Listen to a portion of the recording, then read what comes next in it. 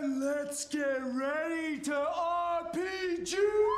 RPG! RPG! RPG! RPG! Hello, good evening, everyone. Welcome to the Knights of Last Call. My name is Derek Melenda, and we're back. It's not the pre-stream, it's the real stream. What's going on, everybody? Welcome to the show. We're back. I'm back from PAX East out of Boston, Mass. Boston. I kept giggling. They really do talk like that. Obviously, I have a terrible Boston accent. Park the car, and he's got smart park. He's wicked smart. I kept giggling because they really do talk like that, and it was kind of funny. Well, I will say this. That's a hard fucking 5 days. Obviously, we got there Wednesday to set up the booth. Wednesday, Thursday, Friday, Saturday, Sunday. Long days, traffic terrible. I could go off on a side tangent about how going to conventions and not being next door to the convention sucks. On your feet the whole time, talking to 18 trillion people, voice shot. You leave there, you're just completely exhausted. It was a tough con.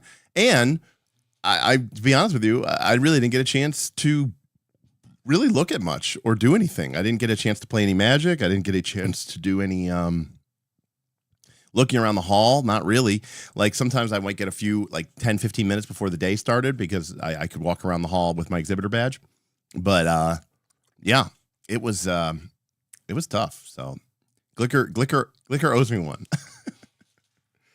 But we were pretty busy, which is good. I mean, obviously, PAX East is not a gaming, a TTRPG con. So, we were probably one of the small handful of TTRPG publishers, or, there were a couple distributors there. Indie Press Revolution was there. Free League was there. Actually, that's the only thing I did. I went over there. Steven. I think Free League sells some. I don't know. Steven has some sort of relationship with the Free League convention people. He came over there and introduced me. And the one guy knew me from our interview that we did with Tomasz from CEO of Free League. So I was able to pick up a couple of missing items that I needed from my Free League collection, including the new Realm of the three Elven Realms, or whatever it's called. Elven Realm. Oh goodness, it's gonna bother me if I don't look it up. Free League, Lord of the Rings.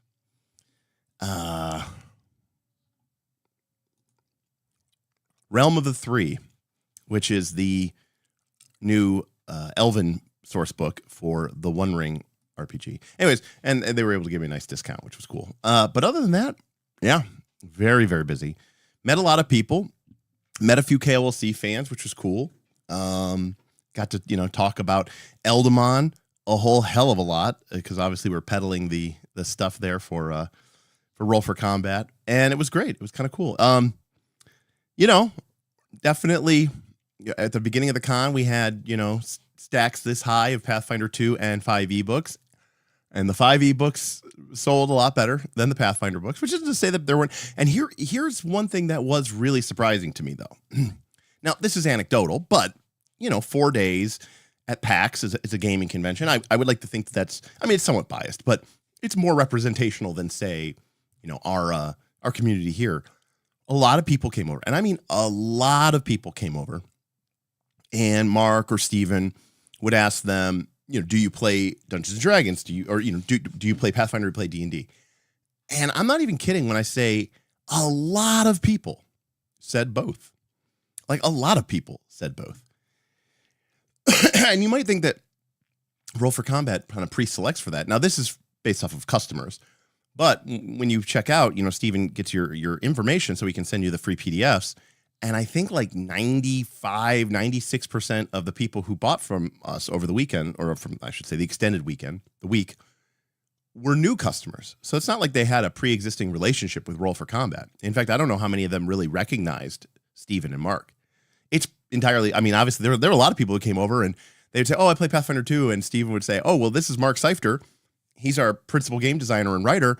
He also is, one of the lead developers and designers for Pathfinder 2nd Edition. And they would be like, oh, wow, really? Cool. No clue. So it was very interesting how many people basically said that they play both. That being said, the 5e stuff still sold like gangbusters.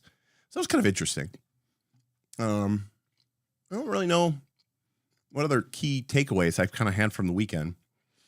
I will say, this is just a general observation that I made, which is that more and more, very pleasantly surprised, enjoying it, and probably even more heightened at PAX. I used to go to conventions and it was like 90% men, 10% women. Gen Con has gotten a lot better. But PAX, I don't think it was 50-50, but it was like 60-40. There were a lot of women there, and that was great, and a lot of families. And I think PAX is a much better convention for families than Gen Con. That being said, it's a larger convention. Like Origins is a smallish convention, so I give it a lot of it's hard for me to compare and contrast Origins and Gen Con because they're two completely different animals. This is a big convention with a lot of things, and I definitely have to make a video or at least do a little live stream or something. I don't know, and apologize to Gen Con about a few things because there are a few things that Gen Con does really, really well that I especially noticed after spending some time at this convention. But there are also some things that Gen Con could learn a thing or three from PAX. So that was pretty cool. Anyways, welcome. We're back, hopefully to a somewhat regular schedule. I know it's been kind of crazy and hectic the last couple of weeks. Obviously, we were out for a few. We missed a stream or two because I was at PAX, and then before that, we were on this, April slamming to try to get to affiliate status in Twitch. Thank you again, by the way, to everybody and anybody who has signed up with the Twitch Prime, twitch.tv/NightsTheLastCall. If you're not following us over there and you can, I would really appreciate it. I know not everyone can afford to tip or join our Discord via our Patreon, which would be awesome if you would join our Patreon. But if you have a Prime sub, you can throw your support to me over there for free, and it would mean a lot to me because that you can do that every month. It doesn't cost you anything, but it gives me a couple bucks, and if enough people do that, well, that's an extra couple $100 to me. Not a Drama says, shout out to both Twitch viewers. Absolutely. Twitch holding it strong. Maybe someday we'll get something done for Twitch. That being said, we do have two new goals. They're both kind of larger than usual. We have a hey, what's going on? Jackal, what's going on, buddy? Thank you for the tip. Jackal Torn Moons tipped $3. Welcome back. Clinking beer mugs emoji. Could I get your opinion on which PF2E champion cause best suits a follower of the Shellfather? My next 10R character would like to know. Which PF2E champion cause best suits a follower of the Shellfather? That is a great question. The problem with that is that I don't know that we've gotten. Let's take a look here. I don't think it's desecration or grandeur or inequity. It's probably not justice. I'm tempted to say obedience. Edicts enforce proper hierarchies, topple illegitimate hierarchies, lead when you are the most suited to the task. Anathema, let one who is lesser than you wield power over you or lead you. You who have the iron command to put someone who dare harm you in their place. This all feels very Shellfather-esque, which I am kind of thing. The way that we have definitely portrayed the Shellfather is I don't think he's holy. There's nothing about the carcinification crusade that struck me as being particularly good. Mr. Bebuzz says, well, that sounds like the Shellfather, and I'm tempted to agree. So I do think obedience is I think it's correct because I think I see the Shellfather as very lawful evil, actually. And that he believes in an ordered society and that all things would be better for Crab, even if they didn't, even if they don't think so, right? The closest analog from a sci-fi or fantasy thing would be like the Borg, You know, like it's this sort of hive mind that believes that all things should be, you know, can be improved by becoming crab, and, you know, to join the Shellfather. So in that respect, I think obedience is probably the best one that I would go for. So yeah, that's what I would do. What's up, Ken? Was PAX East the first time that you've worked a booth at a convention, Derek? Ken, it was the first time. So it was an interesting experience. Obviously, it's TTRPGs. You know, I felt a little bit out of place just because, you know, obviously I'm not as familiar with the products as, say, Mark and Steven are. That being said, I think I acquitted myself pretty well. You know, I obviously have a pretty good, strong working knowledge of most of what's going on in this. And actually, honestly, the new campaign that we just kicked off with me playing an Eldamon trainer, and we've got I'm a slime, Kaz is a living dungeon. So we've got we've got an intelligent weapon. So that was kind of a big upsell. But yeah, a lot of video game stuff. Mostly video game stuff. Although I was surprised at the representation for board gaming, Magic the Gathering, RPG stuff. They had some pretty cool stuff there. So it wasn't as much of video gaming as I thought. Dr. Waits, thank you, $10. Dr. Waits tipped $10 for the pups in honor of my sweet gal I lost in February. Dr. Waits, you have my complete and utter and unbelievable sympathies. My dogs are my life. They're my kids. Zeus just turned 11, so I'm very well aware of the fact that I have fewer years ahead than I do behind with him. And, I cherish every moment with him. And I think that's the price we pay for such incredible and amazing companions, right? Is that they have a shorter life than us. And I would happily and gladly give up several of my own years if it meant that, they could keep with me to the end. So, But thank you, Dr. Waits. And Dr. Waits says you and Jackal have tipped. We have two goals. One is both of them are larger goals. I'm going to start with the tip goal, which is, some of you may know, I am fostering 2 dogs. So I have my own 2 dogs, and then we are fostering 2 dogs. These dogs came from a critical situation. They were essentially abandoned, and there was no one to take care of them. So rather than seeing them put into a kill shelter or even just potentially let go, I took them into my home. This was before I lost my job. It's been 2 months, and we've been having some trouble getting them adopted. I think times are tough for people, and so we've had them a lot longer than we have. Now, one thing that we were told may make it easier. In fact, there's several organizations that kind of really won't help us unless the dogs are neutered or spayed. We have a boy and a girl, and they are not fixed.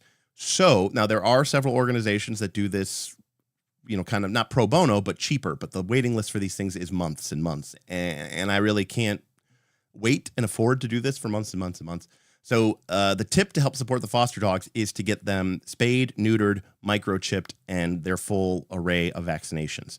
Now with my dogs, they have insurance plan, and I can, that gets help, gets defrayed very nicely. With these dogs, they don't have that. So I'm going to be paying completely out of pocket for this. And this is just to help them, number one, be responsible as a part of this pet community, is to make sure that they're microchipped, to make sure that they're spayed, make sure that they're vaccinated. But also, I think in the long run, I think it will make it easier for me to, put them into a home and get them adopted and potentially get resources and help from other organizations. So that is our tip goal. So we'll keep that up here for the next couple of weeks, and hopefully we can get that supported. But we also have a super chat goal. If you're feeling, if maybe you hate dogs, and that's fine. But our patrons voted, and we want to go with a retro style overlay for our game night series. So what we call GK, which is our game night series, which we're going to be playing Final Fantasy. But we're also going to invite some of the other knights back on. We're going to invite Tim on, Smith on, Bob on, and they're going to play video games. We have Twitch, so some of this stuff will only happen on Twitch, not YouTube. And yeah, so definitely support that. And I want to go hire somebody off of, Fiverr or one of those, Behance or whatever, and find somebody who can do it. It ranges around between $100, $125, give or take. And of course, obviously, super chats, they take 30%. YouTube takes 30%. So we have to over budget a little bit so that, we can actually get it done. Okay. Did I get to see any of the Final Fantasy MTGs? Very, very briefly. But, it was instantaneously on the internet. So honestly, Jackal, I saw most of it on my phone. Did I get my plushies? No, because he only brought Squirrel Ash, Chillot, Boto, Kiddo Paz, and Life Snack, and I already had all those. So they're the ones that I needed, like more pup, he did not have. So it did not work out. All right. So why are we here today? Well, we are here to talk about a first look. And what is that first look? It is Mythic Bastionland. So Mythic Bastionland is a game by Chris McDowall, who I actually got to meet last year at Gen Con. We all went to Buca de Beppo. I actually sat across from him, and we had a good, nice little conversation. And of course, Chris McDowall wrote Into the Odd, which is sort of a new, what they nowadays call a new SR game. In that it has sort of old school feeling, but doesn't really rely on D20 background. And Chris McDowall also did a game called Electric Bastionland. Now, Electric Bastionland kind of flew under my radar just because the style of it and some of the new SR stuff doesn't really hit me too much. But Mythic Bastionland was pretty cool because I like fantasy. And Zymel tip $25. Hey Zymel, thank you so much. And you being a good human being.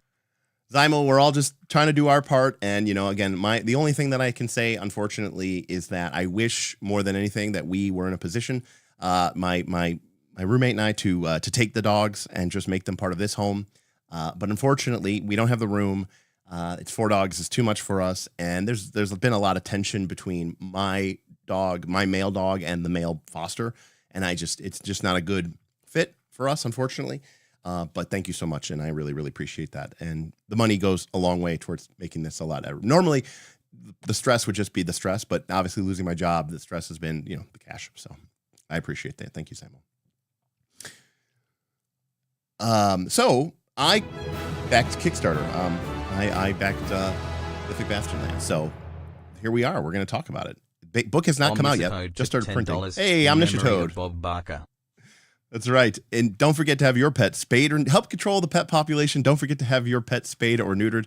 I grew up watching Price is Right on, like most of people, well, at least of my age, on sick days where I would stay at home and I'd watch Price is Right. It's crazy that show still exists. Yep, I did butt cheeks IO. I did. I lost my job a little over a month ago, so right around the same time as you. I lost it at the beginning of April. I was a data scientist. I did a lot of not full stack development, but I did some development there in Python and stuff. But I was a data scientist technically. That was my job title. But I did a lot of like data engineering and some pipeline stuff for our data warehouse as well. And the whole company got downsized, and a part of that cutting was cutting a lot of their, a lot of their cuts were in software roles, data science roles, a lot of AI can do your job kind of sort of way. So here I am, and luckily I have this awesome YouTube channel, and it makes me a little bit of money, enough so that I don't hopefully go broke. And we'll see if I can, if I can make the channel grow. I mean, ideally, I'd like to say 50%, but I understand that that's not really realistic. But that is the goal. If I can make the channel grow 50%, then I can comfortably pay my bills and, not be living, quote unquote, paycheck to paycheck. So I'd like to get to a point where, like, if the tips are a little slow this month, I can't not pay my bills or something like that, Any case. So Mythic Bastionland is what we're going to be talking about, and this is a game from Chris McDowall, and it's set in the era before Electric Bastionland. And again, Electric Bastionland was a game of sort of like kind of post-futurism with this kind of, I don't want to say it was very ultraviolet, grasslandy, but it just wasn't my cup of tea. So Mythic Bastionland is instead using the same system and applying it to a more Arthurian knight element. And right off the bat, I mean, obviously this opening cover is, beautiful and incredible. And I absolutely love almost everything going on here. But this is the second page where you have all these little vignettes. You know, they're almost like wood panels, you know, almost these little icons. This is just top tier. You know, I don't think that the PDF really does it justice, but this is just really, really, really great stuff here. Optimancer Max, great name, and welcome to the adventure. Thank you so much. I really, really, really appreciate you joining us. Enjoy the badges and enjoy the cool emojis. But thank you very, very so much. That's amazing. Thank you so much for becoming a sponsor of our channel. Oh, hey, I remember you very much. So as I said, there were some people who came over and said hi, and a couple of people, including this fine person, were like, hey, can I grab a quick photo with you in front of the RFC booth? So thank you so much for that. That is very, very, very, I hope you had a great con. I was saying about how it was quite an experience, and it was really fun to get to meet so many different people who are passionate about RPGs, and working a booth definitely was sort of a very different experience than I'm used to. So thank you for making that part of the fun part. Mostly, I got to run the kind of you know, bring them in. You know, I was giving away free stickers, and you could roll in a dice tower. And if you roll a nat 20, you got a cool little dragon pendant. And so my job was to sort of, you know, break the ice with, I don't know, 10,000 people. I mean, I handed out somewhere around 10,000, I think, business cards. So roughly on the order of I met 10,000 people. Any case, so these are just really incredible little snippets of vignettes of the knights. Of which, you know, of course, I'm partial to knights, and so we'll kind of get to we'll meet these later on as we go in. But thank you, Optimancer Master, and thank you for supporting us.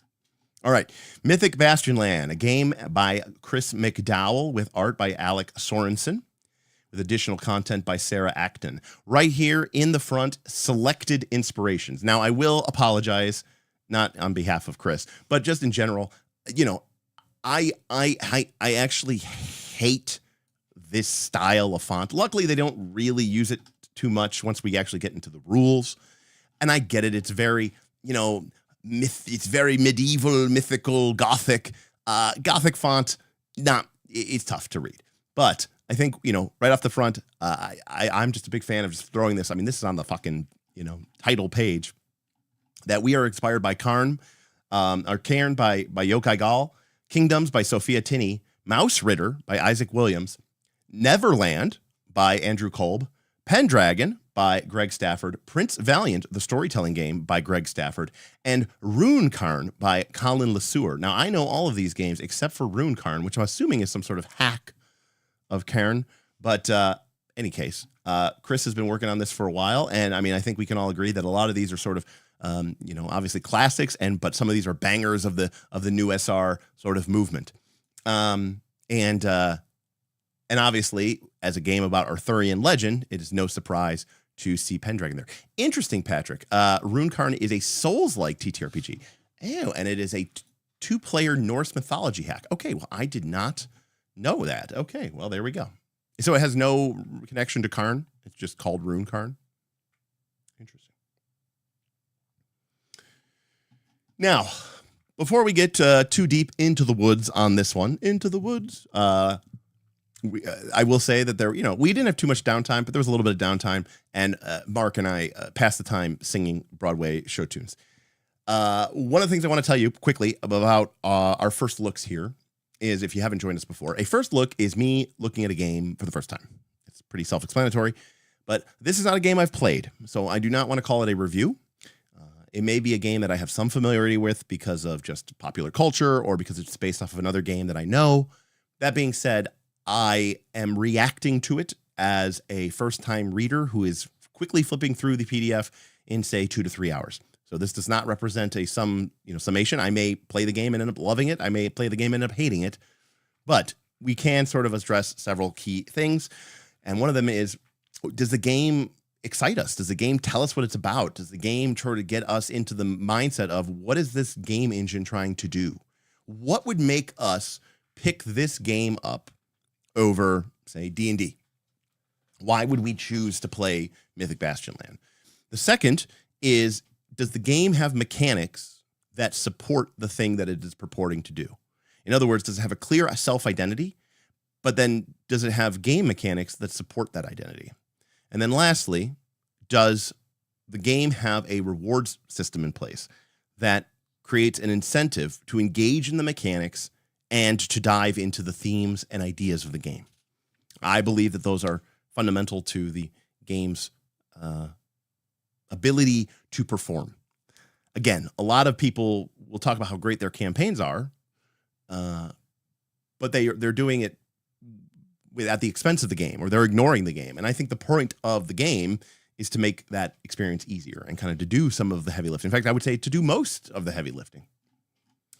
So, table of contents. We have a couple pages on getting started, a very short section on rules, a very short section on equipment, a modestly short section on running the game, and then some spark tables, maybe some idea oracle tables, and then a massive page, a massive section on the knights and myths, and then a appendix. All right, here we go. Also, so real quick before we hop in over, we do have some additional sheets with this game. We have a realm sheet, okay? And we also have the character sheet. So this is our character sheet, which we'll go back and we'll take a look here. So Mythic Bastionland, the fairly minimalist character sheet. I think we can all agree on that. They were named blank, known as the Blank Knight. Their ultimate fate was blank. We have a box, or we have a shield here, maybe for a picture. We have vigor, clarity, spirit, guard as our stats, a glory score, our property, our ability, our age, young, mature, and old. We have our rank, which is to be an errant, a gallant, a tenant, a dominant, a radiant. Our passion. We have several choices of feats: smite, focus, deny, and options for gambits, ways to recover, and our oath. Seek the myths, honor the seers, protect the realm. And then it's a one-page sheet because the second page of the character sheet is just another character sheet. So, yeah. Okay. Pretty basic stuff. And sort of, obviously kind of keeping in that trend of new SR being very, very minimalist in its sort of, kind of game system. So, all in all, this book comes in at 212 pages. So there's going to be a lot of stuff in the appendix and a lot of stuff in the night section, not a lot of stuff in the rules section. So, because we're going to have about 150 pages of knights and myths, and we're going to have about 40 or 50 pages of the odd apocrypha, right? All right. So you're always a knight. Good to know before you commit. Yeah, it seems like you are a knight. And in that regard, it's, like Pendragon, right? Which obviously very clearly you're a knight. All right, getting started. One player is the referee. They should read this through to the end of the rules section, page 21. The other players can go straight to the knighthood page opposite and need not read any further unless you're curious. Well, if that's not a way to get people committed, I don't know what is. Hey, you're already on page 6 here. So if you want to run the game, read 15 pages of rules. If you don't want to read the rules, go straight to the knighthood section. Don't read anything else. Boom, done. Okay. Start and scope. Every group that sits down to play the game is different, and you should consider the start and scope of your game before you begin. The start is the opening situation that you find yourself in. The scope is how long you expect the game to run for, both in and out of game. It's a great conversation. I mean, we'd always talk about session 0, but I don't know that many people, we've started doing it more recently, and it's actually kind of a contentious issue within my own personal group.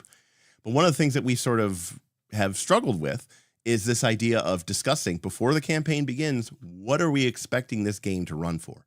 Because I think incorrectly, there are still 2 popular models that are very potentially flawed.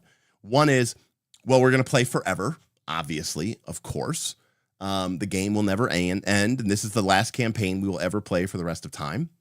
And the other option is we're going to play till the end of the game system. We're going to play to level 20. We're going to play to the end of, if it's a campaign setting, we're going to play to the end of the campaign. Maybe the campaign's 1 to 10. Well, then naturally we're playing to level 10, right? So, outside of that though, it's very tough for people to discuss what the length of the scope of the game is. Dr. Waite says, I realize that I've been confusing this with ultraviolet grasslands. And Dr. Waite, I don't think you're wrong in that. For some odd reason, I think, well, not Mythic Bastionland, but Electric Bastionland and ultraviolet grasslands, I think do kind of occupy some of the same headspace. There are two kinds of games, says Patrick. Forever campaigns and real campaigns. Yeah. Okay, start. All right, you can start as a wanderer, young knight errant with D6 guard and D12 plus D6 in each virtue. They arrive in the realm seeking glory. If they lack direction, have them seek a seer's counsel, which I'm guessing is some sort of oracle. I'm guessing. You can be a courtier, mature knight's gallant with 2d6 guard, and I'm guessing guard is a form of hit points, and D12 plus D6. Oh, D12 plus 6. 6, not a D6. In each virtue. They have a place in court at the seat of power. The first omen of the nearest myth is delivered as news to the court. Sully, thank you so much for your donation, and thank you for supporting our retro stream game night. Thank you, Sully. That's very nice of you. Thank you for your donation. So, again, very, very interesting stuff here because, again, like this is your group debate. Like, do you want to be young adventurers who are arriving seeking glory? You know, very like we're out to prove ourselves. We're out to, you know, make it happen, which is cool. Or you could already be part of the realm's political structure where you already basically, you know, you have a place in court. You know, you're already kind of a part of the established feudal structure. And what will happen is, you know, news will come to the court of a myth, and you will, you know, then be sort of maybe probably charged with a quest to go out and seek its truth or deal with it or whatever the case may be. And lastly, the third mode is to be rulers, which is to be mature. Again, these are our age categories. Knight tenant, that's the third category of knight. We saw that on the character sheet right here, right? Errant, gallant, tenant. With D6 plus 6 guard and 2d6 plus 12 in each virtue.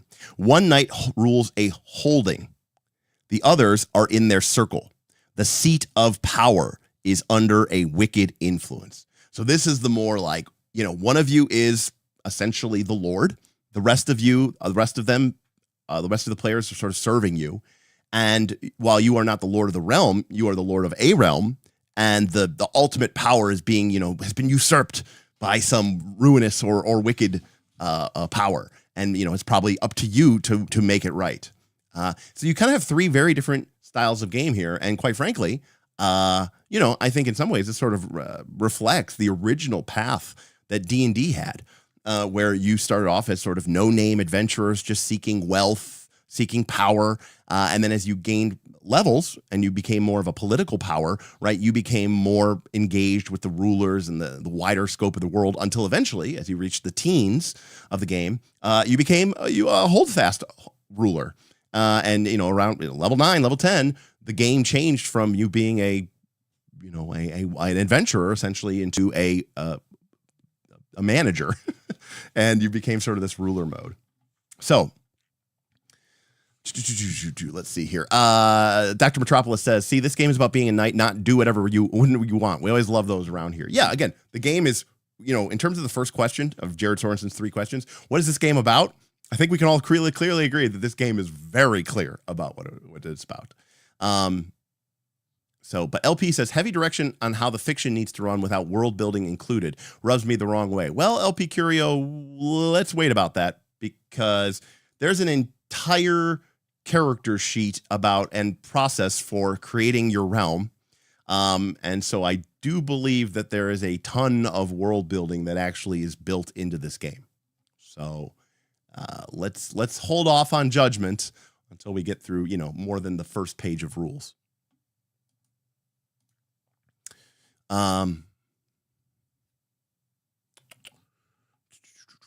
Sully says that love that this game is getting covered, such an interesting rules-like concept. Cool, Sully. Well, I'm excited to get into it. Odd-like games often use hit protection or HP as a term, but this uses guard for the same mechanic, and it works so much better that I changed it in my Mouse Raider game. Good stuff. Right, exactly. It's the OG fighter. Do we get bonus attacks against monsters less than 1 hit dice? Yeah, that's such a cool rule. Okay, scopes. So here's how we can play this game. An adventure, 1 session. Here, it can save time to generate a few nights ahead of the game and let the players choose 1 each, aka the one-shot, and with pre-gens. The Chronicle. A known number of sessions, season and age turns are planned out ahead of time. For 6 sessions, this might be a season turn at the end of each session and an age turn at the end of each winter. Okay. Saga, an indeterminate number of sessions. Here you can let the players guide the scope as they explore the world. So basically, this is our campaign lasts forever until we're all good. But, you know, this middle one here, I think more and more is becoming something that I think a lot of more people are becoming more engaged with. And I'll tell you why. And I know there's people out there who, you know, don't necessarily, you know, buy into this. You know, Beowulf is one of those crazy people. But Smith, you know, from Night's Last Call is not really into the sort of campaign with an expiration date on it. But the reason is that I think this has become more popular is because there are so many new games coming out. And people want to try them. People want to play them. And while I am not a big fan of just, you know, hopping from one shot to one shot to one shot, I also am, you know, I don't necessarily want to be like, well, this is the one game I'm going to play forever. And I know that there are people out there, some people in our you know, in our community who play 3 or 4 or 5 different games a week. But my group, you know, is not that. And we play 1 game a week on Friday nights. You know, obviously through this channel, I'm now running, you know, an additional game in the form of Torchbearer, but that's it. And the number of times in my life that I've ever been engaged in more than 2 games at a time is 0. So usually at the most I've ever played is like where I'm running a campaign and I'm playing in Smiths, and that's it. So, and I think that's true for 99% of people. So unless you're one of those people who can just go and, you know, play in 4 or 5 different games a week, I think it's, you know, again, if I was playing in 4 or 5 different games a week, I wouldn't care if one of them was just like, we're going to play forever until, you know, we've decided that we've had enough and we've played the game through. That's tough. That's a tough, you know, that's a tough sell for me, to be honest with you. So anyways, Jesse says, I was in 4 different campaigns, but they were all Shadow Darks in one system. Yeah, I mean, they could all be one system or different systems. For me, it's still just like, what is the scope of this campaign? And I think that's really important. Yeah. Saga accurately describes pretty much all my campaigns with my play group. We just stop when we feel like we've had enough or need a break. And here's the problem. Again, this is a first look, but welcome to the Night's Last Call, where we go off on tangents frequently and often. Here's the problem with the Saga concept. Okay, now, you all may have had a different experience than me, in which case, good for you. However, now, a lot of my campaigns have ended, full transparency, a lot of my campaigns have ended at the end, which is to say, when we played Dragon's Delve, we ended it when the characters got to level 20 and they beat Medorak, the gigantic red dragon, on level 20. When we played 4th edition, the characters got to level 30, and they beat, you know, who they killed? Oh, they killed Vecna, right? They killed Vecna, god of death and secrets, who had usurped the power of the Raven Queen over the realm of death. And everyone became like gods and godlings or whatever, emperors of mankind. It was cool. Technically, most of the other campaigns I've played have been, you know, Saga type games. And you know how they ended? Not with a bang, but with a whimper. Most of these so-called Saga type games don't end in a very satisfying, we've all come together, we had one last hurrah, and we decide to, you know, retire the characters. No, they end in pitiful, whimpering, you know, meaningless drivel. They just die out. You know, they just like a river drying up in the sun. And I find that to be wholly unsatisfying, because a lot of times, you know, the end of a game can really kind of retroactively kind of put bad connotations onto the prior sessions, which may have been really exciting and really, really, really cool. And I find that to be very unfortunate, because when you don't have a goal in mind or an end goal, you know, you just end up getting in this situation where you just feel like, well, we played for a while and then it kind of just, you know, a couple people got bored and some people left the campaign, and then it was like we just played to play, and then eventually one day we kind of just, you know, it kind of just fizzled out. And I just think fizzling out is like a really unfortunate way for a lot of campaigns to end. And one of the things we've talked about with like Shadow Deep, which is a mega dungeon, is I think a lot of mega dungeons have this problem where people go, okay, it's a mega dungeon, it's got 20 levels, it's got 11 levels, so the purpose of the campaign is to get to the end and kill the thing. And if you do it like that, if the campaign doesn't get to that point, let's be realistic, most won't, then it feels very unsatisfying. And I think that is sort of the problem that a lot of these saga type games have. Mark says, come for the boring titles and thumbnails and stay for the tangents. Thank you, Mark. I appreciate your support. It means so much to me.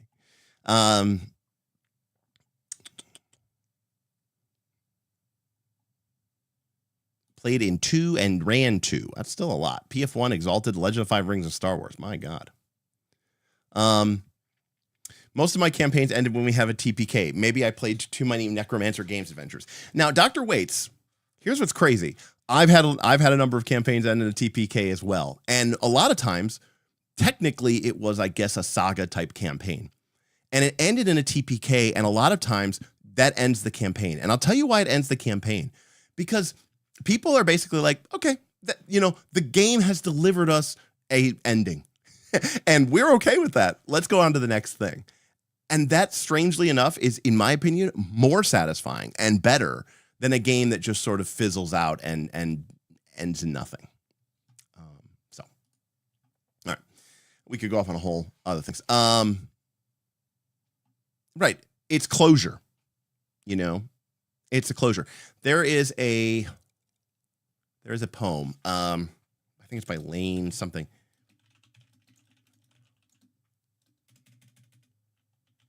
Let me see if I can find this poem. I'd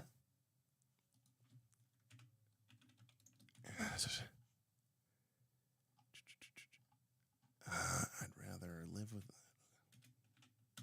Hold on a second. I gotta find it because it's really depressing and emo.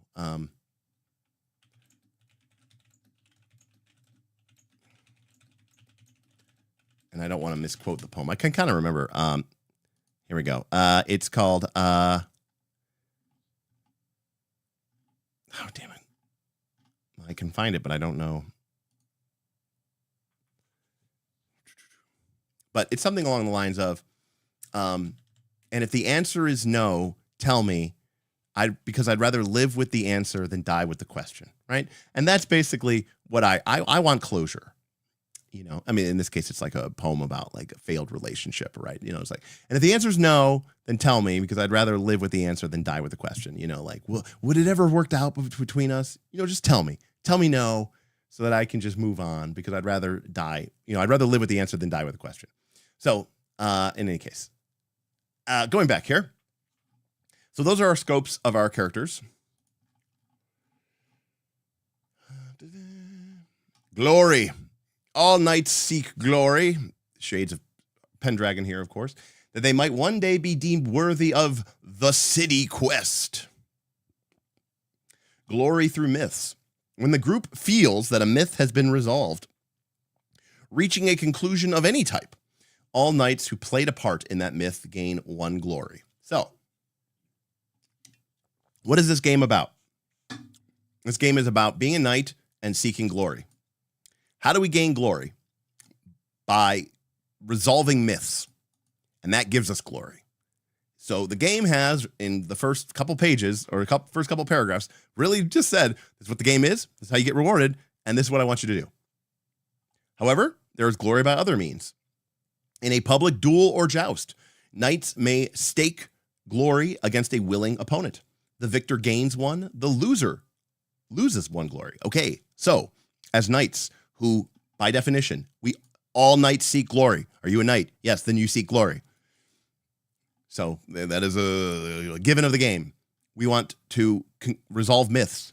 We want to publicly duel and joust against willing opponents. Tournaments may also grant 1 glory to the winning knight, provided there are significant spectators and spectacle. Okay, so we want to win jousts, duels, explore and conquer myths. We want to win tournaments. If a battle is large enough to be remembered, in history, all knights on the victorious side gain 1 glory. Okay, we want to win epic, legendary battles. And when the game moves to a new age, all knights gain 1 glory through serving the realm and maneuvering in court. And then we also just get glory for showing up and playing the game. So, very, very cool. And I think we can all agree that this feels very knightly, right? We want to... we want to deal with myths, which are presumably, going to be terrible beasts of legends and, vile, evil sorceresses and stuff like that. And we want to duel, and we want to joust, and we want to win tournaments, and we want to fight for battles, and all this other stuff. And we want to survive. So, rank. A knight's glory dictates their rank. So you start at 0 glory, you are a knight errant, worthy of leading a warband.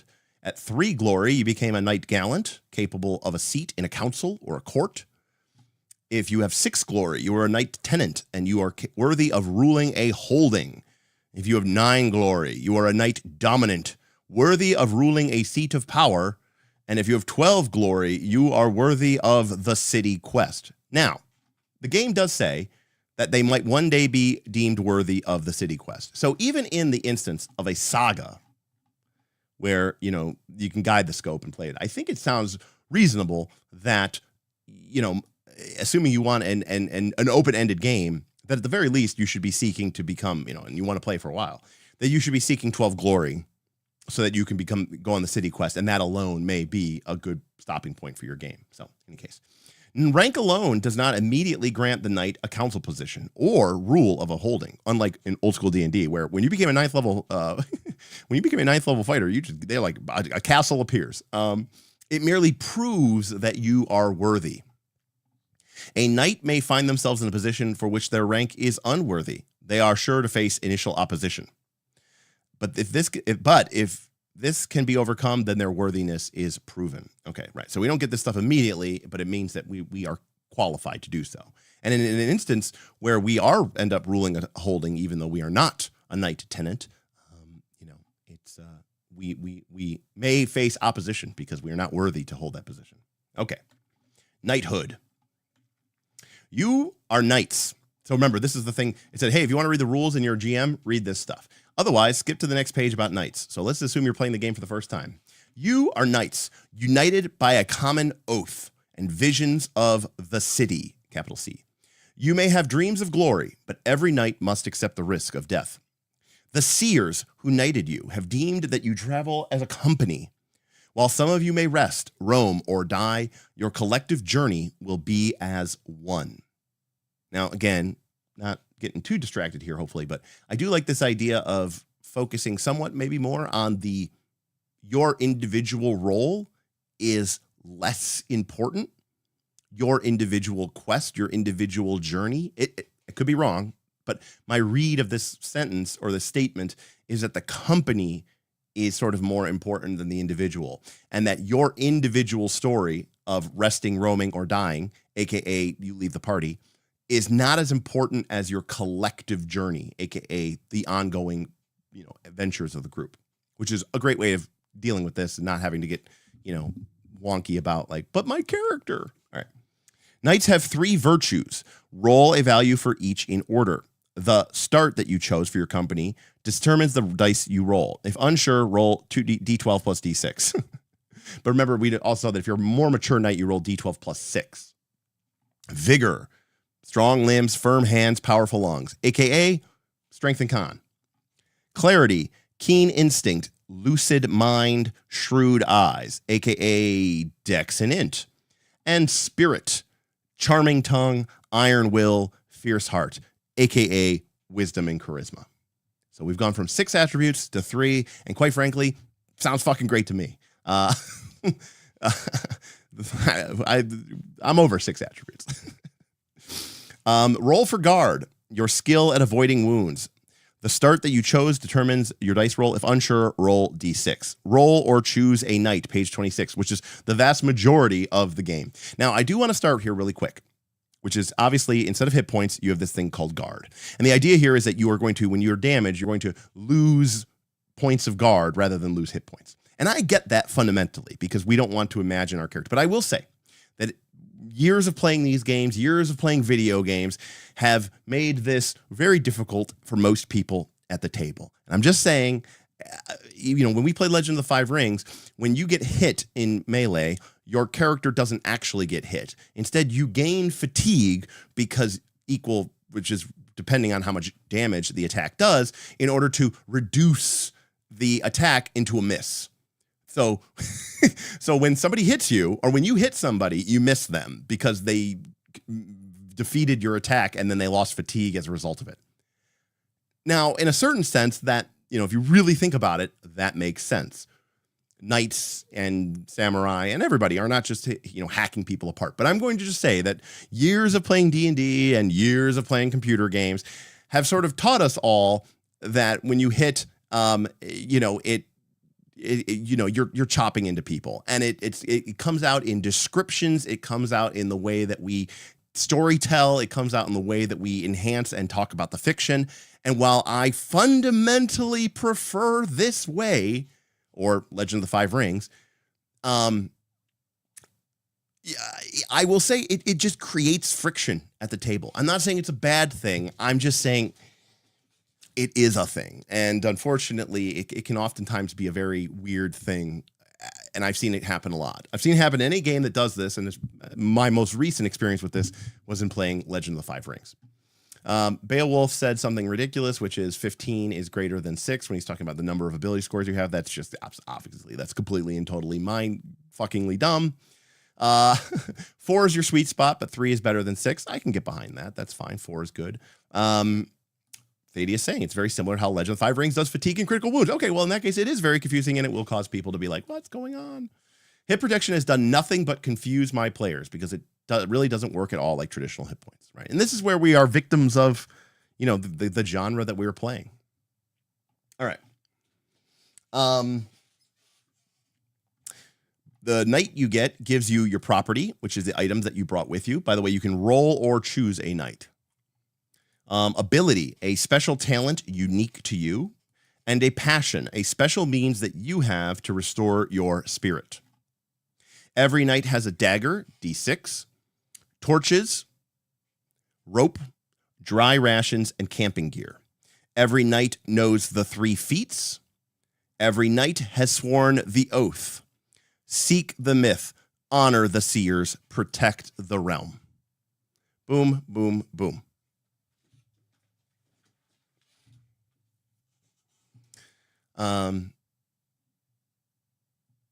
It becomes problematic, according to Alia. It becomes problematic when the game tries to abstract HP as an intangible volume of luck or skill, and then has mechanics for magical wound healing when restoring HP. Correct. Yes, and the Halo Shield comparison is not a good one, in my opinion. Right. Vigor is your HP. Guard is your essentially temporary HP, which again makes sense. It's called guard. And again, we don't want this idea of our, you know, knights being chopped up. I'm just saying that when people hit and then they roll damage and then you say, well, you didn't actually hit them. They deflected it. And you're like, so did I miss? And you're like, no, they lost guard. And it's like, you know, it can make people kind of go, wham, wham, wham. All right. Small companies of 2. I love that anyone who doesn't know that I'm a regular and patron is just going to hear Derek rip into some poor commenter on the YouTube video. Well, I mean, I would do that anyway, so it's totally fine.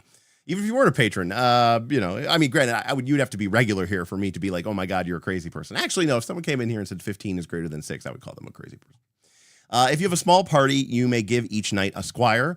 They serve as apprentices and are not yet knights, so they cannot gain glory and they cannot perform feats. And they have 2d6 for each virtue, only 1 guard. They ride a pony. And they have some, you know, extra equipment. And when they become knighted, they gain an additional D6 in each of their virtue. Okay, so basic rules here. Basic rules. All right. Saves. To pass a save, roll a D20 equal to or below the relevant virtue. Failure means negative consequences, not always a failed action. And this is kind of the system that Chris has used, notably that this is a game where you can't miss with your attack. But in any case, this is really important. Failure means negative consequences, not a failed action. Failure means negative consequences, not always a failed action. And I love that, personally. So, virtues. Virtues can be reduced and raised in a number of ways, but they can never go higher than 19 or lower than 0. Remember, virtues are 3 abilities, right? It's spirit, vigor, clarity, and spirit. Body, mind, and spirit. Body, mind, and soul. Turns. A turn is enough time to move and then perform an action, but always in that order. So you can move and then do something, but you can't do something and then move. Surprise! Players normally take the first turn of combat, discussing their plan and acting in any order they wish. Characters who are not ready for combat must pass a clarity save or miss the first turn. So if in doubt, have them make a clarity save, basically D20. It's basically D20 roll low. Reaction. Non-player characters react in a way that feels appropriate for the current context. When uncertain, a character makes a spirit save to avoid an unfavorable reaction. All right. Characters who are caught with their guard down or are otherwise defenseless are exposed and act as if they have 0 guard. And remember, we've talked about how the guard is sort of a temporary hit point that represents your ability to deflect lethal blows. So when you're defenseless, you have no guard, or if you're caught on, unawares. If they remedy the situation, then they are no longer exposed. Traps and ambushes typically catch their victims exposed. And take care of Thaddeus. For those of you who may remember, when I played Rise of the Rune Lords, we kind of used a variant of like stamina and HP, and I had traps skip the stamina, and they just went straight to the HP to make traps a little bit more scary, and I made hit points harder to recover. What's up? Not afraid of TPK? Good to see you. What'd you miss? Not much. We're just getting started, Tabletop Nerd Josh. We spent the first 15, 20 minutes just kind of catching up and talking about PAX a little bit, and now we're kind of getting into the meat of the game. Feats. These special actions known by knights can be performed as described in the next page. Using feats risks the knight becoming fatigued, which then would prevent them from using further feats until they rest. So we have a limited use of special abilities, but if we use one, we risk becoming fatigued, and then we can't use feats anymore. Everybody's dipping out to catch up on the VOD. No. All right. See you, Dr. Waits. Death. Even the boldest knight can die a sudden or ignoble death. Prepare yourself for this. When a knight dies, the player creates a new knight, and they are added to the company as quickly as possible. Alternatively, they may assume control of a squire or follower. And even if I had a larger party, I would be tempted to have people have squires because I just feel like that's number 1, cool, and number 2, very fictionally appropriate. All right, to attack. Take the attack dice noted on your weapon's shield and granted by bonuses. Go through the following steps in order. All combatants attacking the same target all roll their dice at the same time. If the target or their nearby allies can deny, they may use it. Attackers may perform gambits. Take the highest die remaining. Add any extra damage from attackers who are bolstering the attack. Subtract the target's total armor score. The attack causes that much damage. So obviously there's a lot of terms being thrown out here like deny and gambits. But if I'm reading this right, we saw that the dagger was a D6. Weapons might be D8, D10, depending on the size and quality of the weapon. So if me and 2 of my fellow PCs are all going to attack the same target, we all roll our dice. I'll roll a D8, you roll a D10, you roll a D8. So we roll a D8, D8, D8, D10. Then their nearby allies can deny, or if they can deny or their allies can deny, they can try to use it. My guess is that this is a way to try to cancel out dice from your pool. Attackers may perform gambits. Maybe these are ways that you can re-roll your dice or add additional dice. At the end, take the highest die remaining. So in other words, at the end of the day, even if 10 people attack you, you're only going to take 1 dice. You can add extra damage if they bolster, something we haven't talked about. I'm assuming it's a way to aid, basically. And then you'll have how much damage you did. So let's say we roll, a 6, a 4, and a 9, and they cancel out the 9, so we're left with the 6. We take the 6, their armor is 3, so we subtract 3 from 6, and we're left with 3, and that's how much damage it costs. Oh, here's an example. So a knight with a mace, D8, and a shield, D4, is aided by an ally with 2 daggers, D6 each. They roll a D8 and a D4, and 2D6 respectively. The dice show a 7, a 3, a 1, and a 5. So our highest die is 7. The 5 is spent on a gambit to bolster the damage to 8. The target has an armor of 2 from a helm and a shield, reducing the damage to 6. So I was pretty close. Impaired attacks roll d4 only and cannot gain bonus dice or benefit from feats. Blast attacks target everybody in their area, rolling each separately. The total damage is deducted from the target's guard, or kind of sort of pseudo hit points. If they have at least one guard remaining, then they have evaded the attack. So this is very similar to Legend of the Five Rings fatigue rules. If it leaves them with exactly 0 guard, then they gain a scar. If it exceeds the target's guard, the excess is deducted from their vigor, and they are wounded. If they lose half or more of their remaining vigor, it is a mortal wound. Mortally wounded targets are down and dying. They die if left unattended for an hour, but can be patched up in a few moments. And if the damage reduces the target's vigor to 0, they are slain. What's interesting here is that if you lose half or more of your remaining vigor, then it is a mortal wound. So as your vigor goes down, you are more likely to take a mortal wound. Not just straight out die, which always happens when you're at 0, but let's say we started with 10 vigor. Well, then we would need to lose 5 or more in a single blow in order to suffer a mortal wound. But let's say we took 3. Well, now we're down to 7. So now if we take 4 or more, we have a mortal wound. If we're down to 3 vigor, if we take 2 damage, that's a mortal wound. Cool. Harm and scars. Virtues, those are our 3 ability scores, but we apparently can lose them. Virtues may be reduced by means other than damage, typically referred to as virtue loss.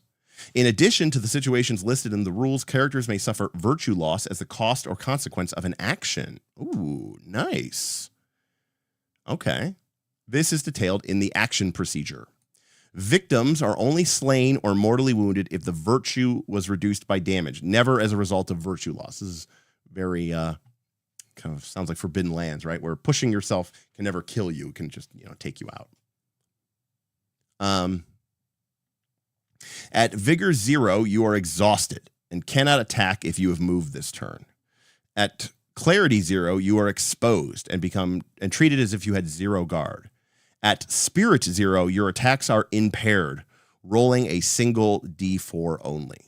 So if we go to 0 vigor as a result of damage, then we are slain. But if we go to 0 because of virtue loss, then we become exhausted, exposed, and impaired. And I like this because what this means is that,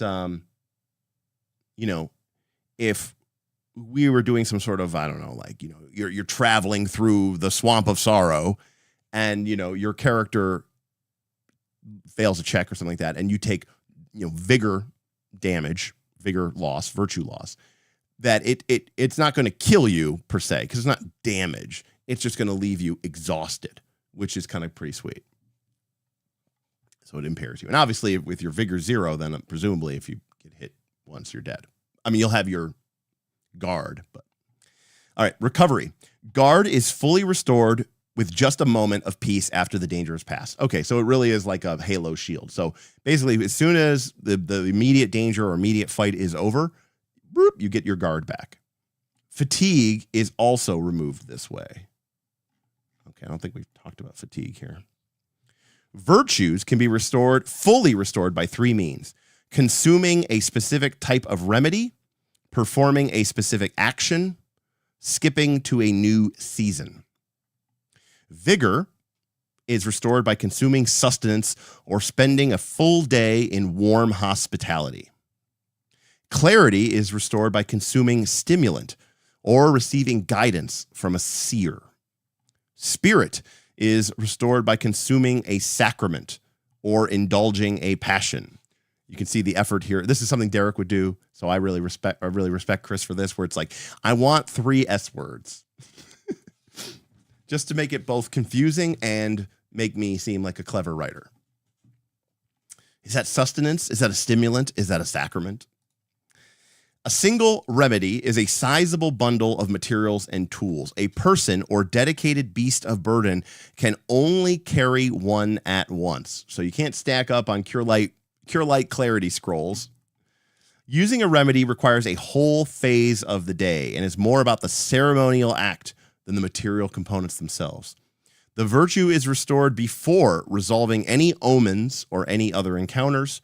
A single remedy is enough to benefit the entire company present. Okay, so you could imagine that, someone has brought along, smoked ham and, several bottles of fine wine and blah, blah, blah. It's a whole ass meal. It's a hero's feast. And they have it on, one of their beasts of burden.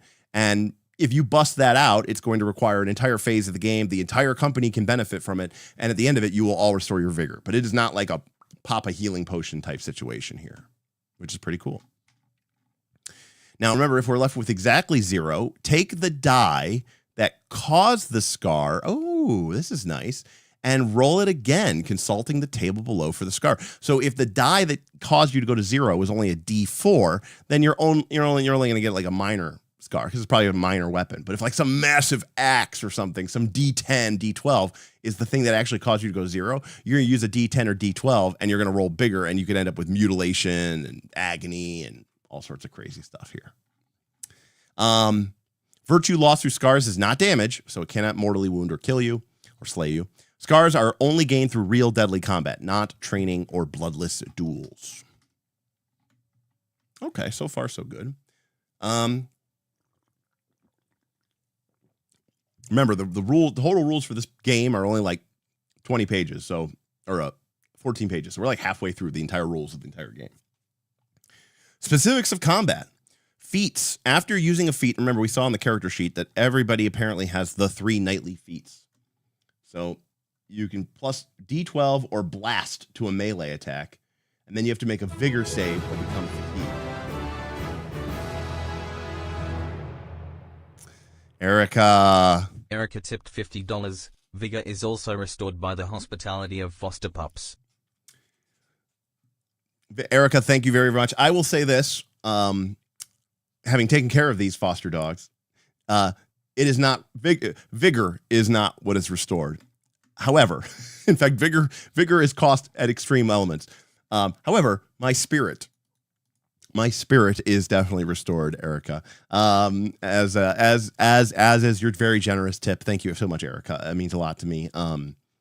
Again, I'm a huge pet fan, and I love dogs so much, and it's really been awesome that we've been able to save these dogs. But it is unfortunate that the circumstances that are surrounding me currently, and I really, really, really, really, really, really, really appreciate that. And I can't wait to hang out with you and the rest of the nights at the Origins. It'll be a lot of fun. I'm looking really, really forward to it. But thank you, Erica. That is very, very generous of you. And welcome to the hype boss, Erica. All right. So all of our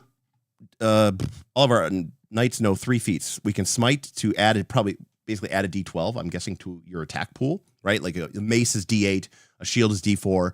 I can smite and add a D12 to my attack pool, or I can blast, make it so that I hit everybody basically near me. And then I have to make a vigor save or I become fatigued, which basically makes it so that I can't attack and move. I can only do one or the other. And we could focus to perform a gambit without using a die. We have to make a save or become fatigued. And then we can deny. So here was that thing before, that in the deck procedure. Discard a damage die rolled against you or a nearby ally. Make a spirit save or become fatigued. So there you go. I was right about that. So this is a communal dice pool manipulation system, which I kind of sort of knew about from Into the Odd, and I'm a big fan of it. And then also these are the gambits that we can do, and they're right here on our character sheet, so we'll get more into those. Okay. After using a feat, you must pass a save or become fatigued, unable to perform feats until they rest. Each feat can only be used once per attack by each combatant involved. Smite. Use before rolling your attack. Either gain a D12 or blast, pass a vigor save, become fatigued, perform a gambit without using a dice, or deny. Use after an attack roll against you or an ally within arm's reach. Discard 1 attack die from the roll, pass a spirit save, or become fatigued. All right. Gambits. Attackers may discard any number of attack dice of 4 or higher to perform gambits, each causing one of the effects below. The affected foe must be a target of the original attack. For Gambits, other than bolster and move, the target receives a vigor save to ignore the effect.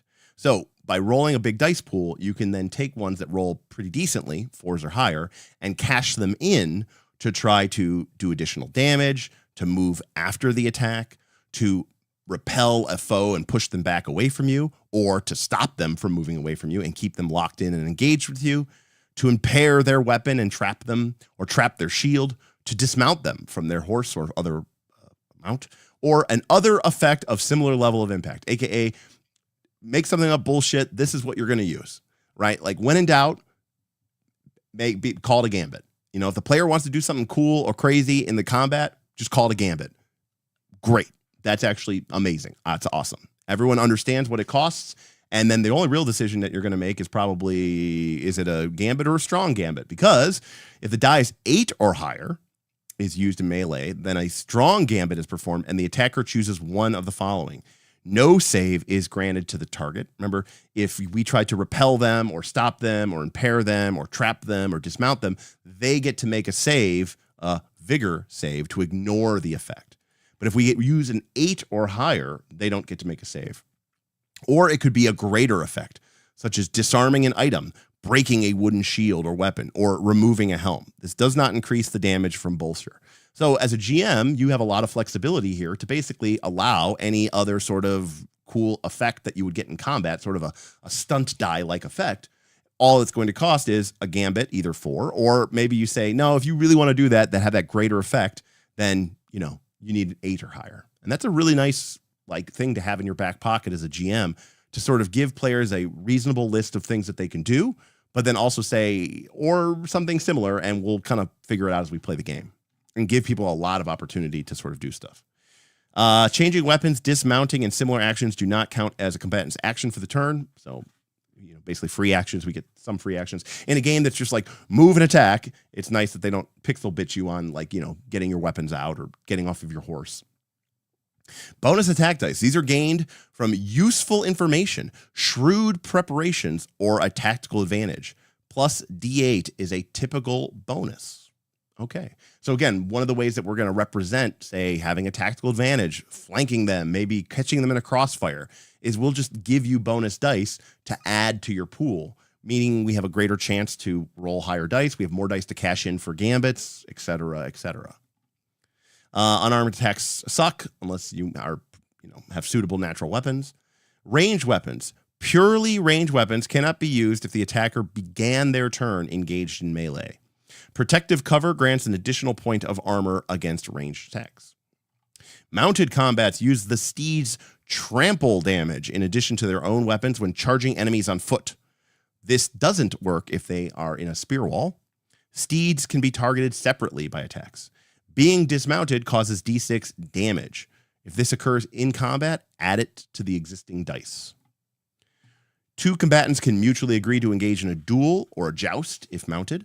They fight as normal, but their attacks are rolled and resolved simultaneously, including the effects of Gambits. Both combatants can use feats before attacks are resolved.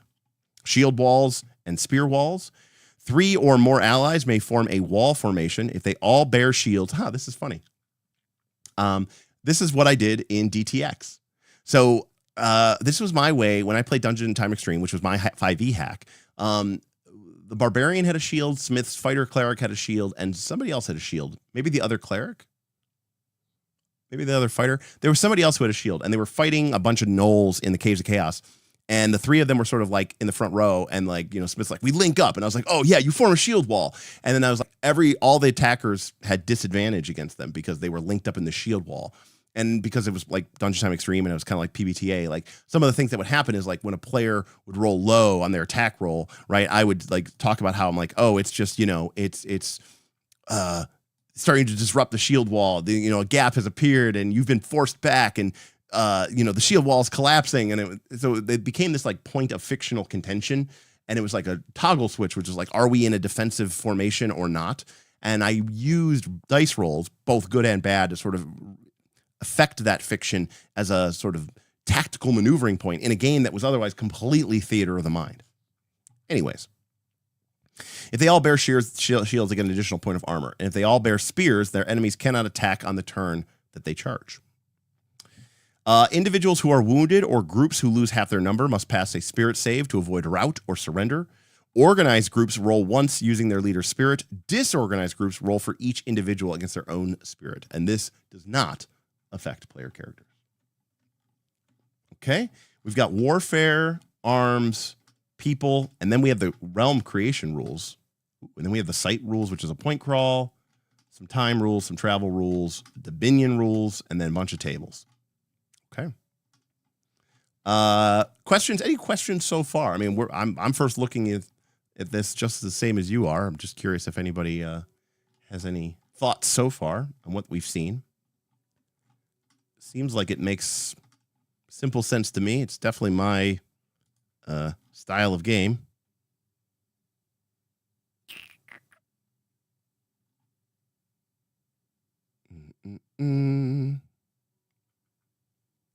All right.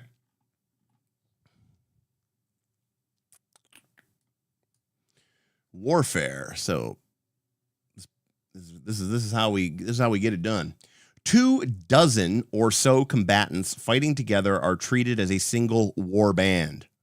When they are mortally wounded, they are routed from battle. At Vigor 0, they are wiped out entirely. At Spirit 0, they are routed from battle. Does it say how many players? Yes. It does. Nope, it just says one player is a referee. Let's see if it says it on the back.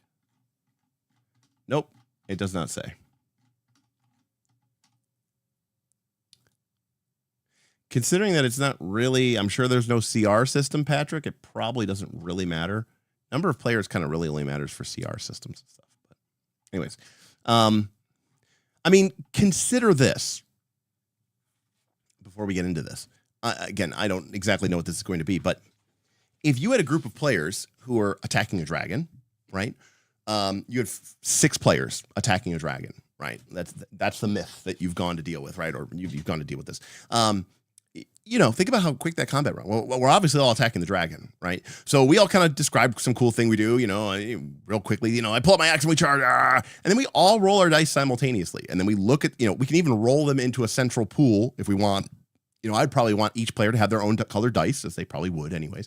And I'd probably have a dice tray set up in the middle, and people would roll. Now, I will say that this system, I think, and this is one of the big complaints I have about modern VTTs. I'm going to take a quick aside here. This system would be a lot of fun to play in person because, you know, Erica's going to have her dice. Patrick's going to have his dice. Jackal's going to have his dice. We're going to, you know, 4 or 5 players are going to roll their dice. Everybody has their own special dice, of course. And we're going to roll them into a dice tray in the middle of the table. We're going to look at the pool. The what you rolled sort of helps tell the story of what happened that phase or what happened in that combat round, you know, and we're going to say who had the highest die roll. We're going to pull dice out to do gambits. We're going to describe what we're doing. And that's it. Like, that's the whole combat round, right? Like, there's no attack rolls. It's not like you go. Obviously, if there's multiple opponents, you might have people doing different things, which is fine. You only roll all together when you're attacking the same opponent. But a lot of times, you know, you're all going to be attacking the same opponent. So, because even as a player, right, you know, the best condition is dead. So you still typically want to focus on one opponent anyways. So you're going to be rolling together a lot. And in my experience, that can go very, very quick. And what I was going to say is my complaint about modern VTTs is that they aren't VTTs at all. And this is why I love the idea of using Tabletop Simulator as a board game to play RPGs, because it actually looks like a real table. Because when I think about the idea of Foundry, of like everybody rolling a D6 and then like having the dice hang out there on the, you know, on the element on the screen, and to be manipulatable, right? To be able to like say, oh, I'm going to cash in that 4 on the D6 for this gambit. And that's going to change our current high one from a 7 to an 8. You know, in real life, that would be so easy. You know, you would describe how you're using your gambit. You would reach in, pull your die out of the pool. You would take the 7 that someone rolled on their D10. You would tick it up to an 8, right? It would be very physical. It'd be very tactile, and it would be very informative.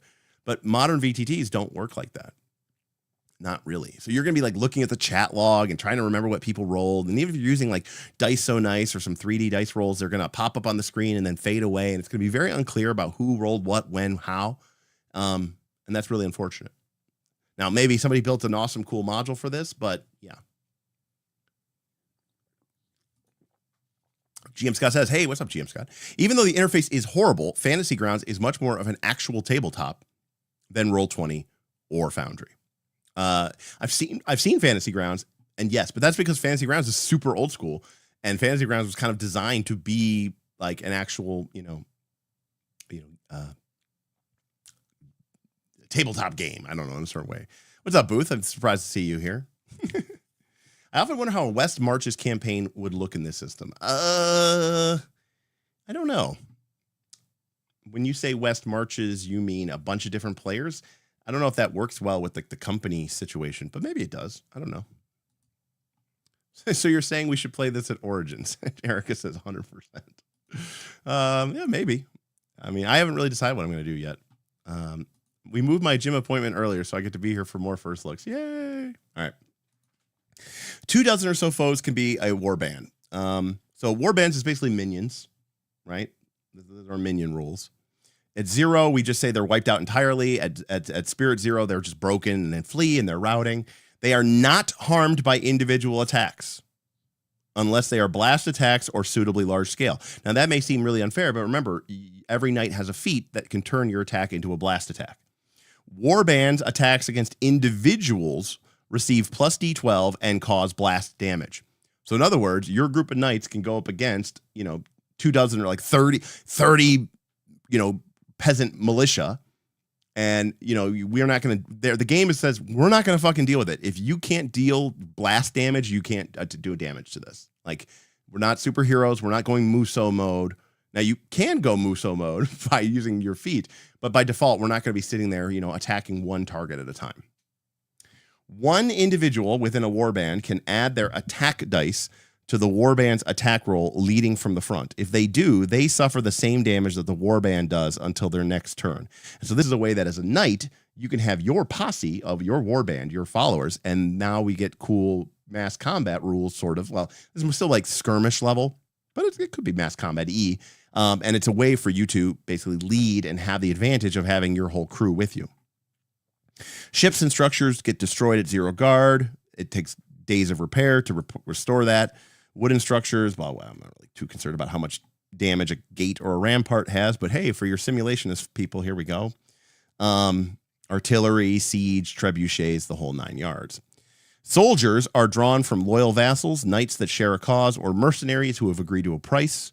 They expect to have their needs met during their service. Warbands who are ill-rested, poorly fed, or otherwise pushed too far will lose spirit. At Spirit 0, they will not follow orders. So as an example, here's a militia person, Vigor 10, Clarity 10, Spirit 7, 3 guard, with a crude pole arm, D8 long. Here's some skirmishers. And this is all you need for an NPC. 3 stats, their guard, what their armor value is, and it looks like armor is 1 point per thing that you have, and then a spear, and then your weapons, which basically is just expressed as a dice. It does look like some things, like the polearm or spear, has the hefty tag or the long tag, but other than that, pretty basic. Arms and goods. Only the rich deal in coins. Most trade is an exchange of raw materials and goods. So barter. Wielding weapons. Hefty weapons require one hand. Only one hefty item can be wielded at once. So only require one hand, but you can't dual wield them. Long weapons require both hands and are impaired if you are in a close environment. Slow weapons cannot be used if the attacker moved this turn. They are also long. So my guess is, to somebody say, how many seconds, I think it was Jackal said, how many seconds does it take to load a crossbow?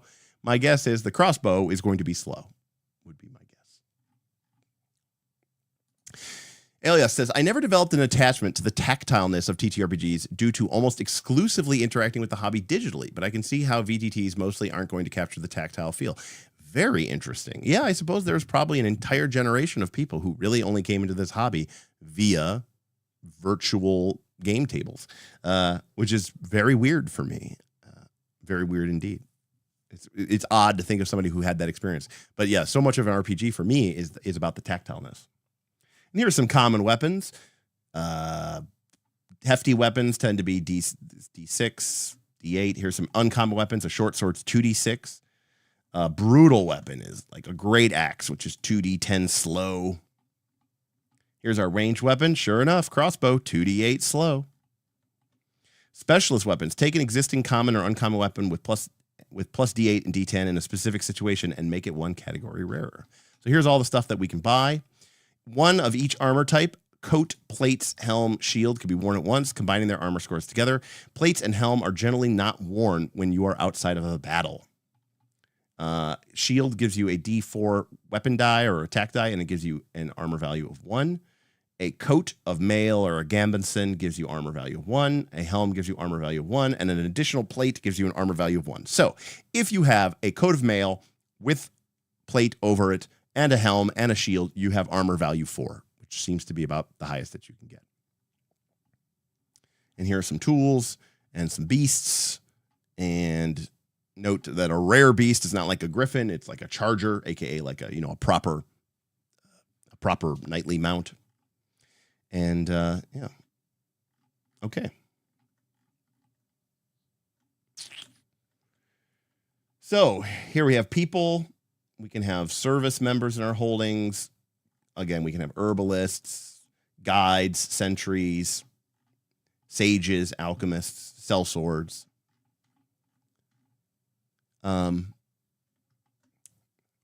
Realms. The world is fractured into petty realms, each ruled from a seat of power. So this gets back to our realm sheet. So when we create this is the realm of presumably of our campaign. And what kind of defines a realm is it is probably, some sort of somewhat geographically, contained area that is ruled by a seat of power. So that's kind of what defines a realm. There may be multiple realms, but each realm has a seat of power. Smaller holdings are walled settlements tended by vassals guarded by knights.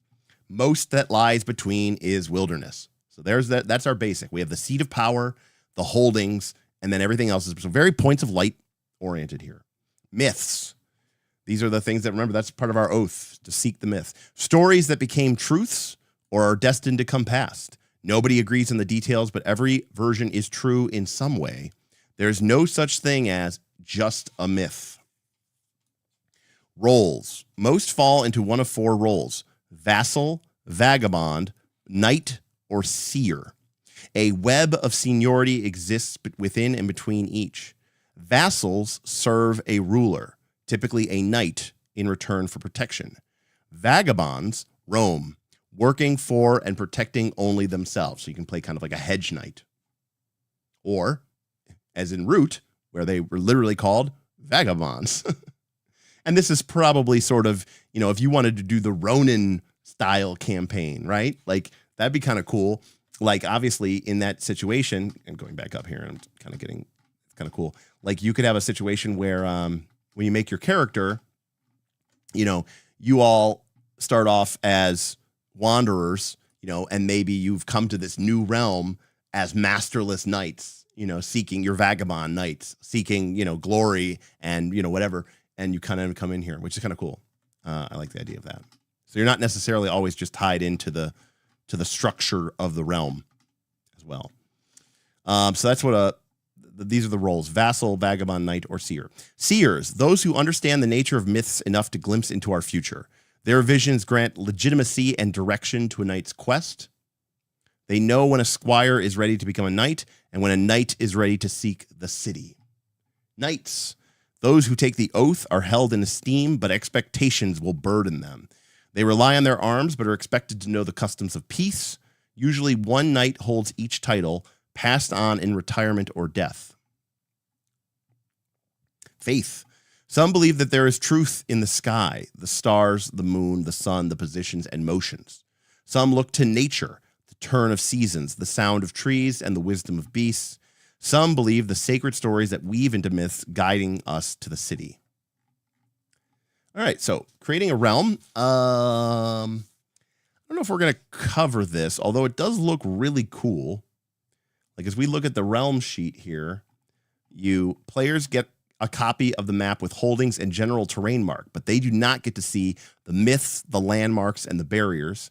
So you roll a d12 to generate different types of terrain: marsh, heathland, crags, peaks, forests, valleys, hills, meadows, bogs, lakes, glades, and plains. And then when you do that, you'll create a grouping of d12, a cluster rather, of d12 hexes. You'll draw thick outlines for barriers around the outside of 1 and 6 hexes. Travel through a barrier is not possible by normal means. Draw a navigable river passing through the realm and several large lakes.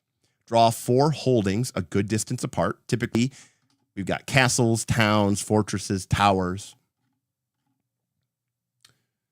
Then mark 6 myths in remote places and number them 1 to 6 on the map.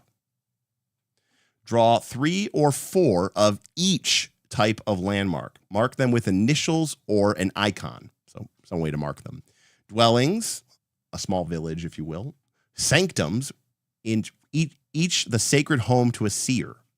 Monuments, sites of inspiration. They may spend a phase to restore spirit here as if consuming a sacrament. Hazards, curses, and ruins. So you can see here that this person took, this blank sheet here and turned it into this hex map. So they rolled to generate random terrain. We've got a handful of holdings a distance apart. We have a tower here in the southwest. We have a walled village here. We have a keep or a castle, and we have a fortress up here. I think that's what that was. Yep. And then we also see these red things, which are the barriers, right? 1 and 6 hexes should have some sort of barrier preventing crossing from it. We have a couple of rivers and some lakes, lake, a couple rivers, and then a variety of seers, homes, dwellings, and all these other different types of landmarks. So that seems pretty sick to me. So 12 by 12 grid is typical, whether it's landlocked, coastal, or an island chain. I love the idea of making it an island chain. I am so on board with that. And again, players will get a copy of this map with the holdings and the general terrain. They just don't get to see the stuff in red. So the players will see where they'll know where the 4 holdings are, and they'll know the general terrain types, but they won't know any of the stuff in red. So they won't know where the barriers are. They won't know where the small village is, where the seers live, and anything like that, which is cool. The distance covered by each hexagon is a hex league, commonly called a hex. This distance represents a few loose factors: the area a hill fort can overlook, the area that guards can patrol in a single day. A return hike to a neighboring hex gets you home before dark. So Zando Fox says, I fucking love Hex League. But generally speaking, I think this is a very good little bullet point, because it's like, hey, if you're on a fort on a hill, you can overlook a hex. Guards can patrol a single hex in a day. So if you have a unit of guards, they can control a hex a day. And a return hike to a neighboring hex gets you home before dark. So basically, it's a full day's travel on foot. I'm assuming on foot, to get to the next height. Most hexes are wilderness. Some hexes have a barrier on one or more of their edges, typically a sudden altitude change or impassable feature. They cannot be normally traveled through. The holdings are placed somewhat distant apart. Designate one holding as the seat of power. This is the holding of the ruler of the entire realm. Place 6 myths in remote places, numbering them 1 to 6. The hexes are clearly affected by the presence of their myth. I don't know how anyone could imagine rolling this up and being a part of this game and not be super excited at the idea of sandbox and hex crawls and dungeons. And I don't know. This shit gets me so stoked. Some wilderness contain a landmark. They are discovered when travelers roll 4 through 6 on the wilderness roll table. A typical realm has 3 or 4 of each type of landmark. Mark them. Even characters who know a landmark's location must still make a wilderness roll to check for omens as they travel there. Each landmark covers a range of features that will be discussed later in the game. We talked about these a little bit: curses, ruins, and etc. Distant realms. Realms are usually bordered by water, mountains, or wasteland, though claims are often disputed. Traveling to a distant realm normally sees you arrive in the next season. So, like, if you go off the map, it's like, you know, it's going to take you multiple months to travel to the next realm. So it's not just like, oh, let's pop over there and pop back. Sites. I will say, I do love the idea of dungeons, but I do like the term adventure sites, which I mostly know from Free League, but I'm not sure who else used this. Some of this seems almost Forbidden Lands-esque. Yes, very much, as I just said. A knight's journey largely focuses on traveling great distances to seek the guidance of seers and uncover myths.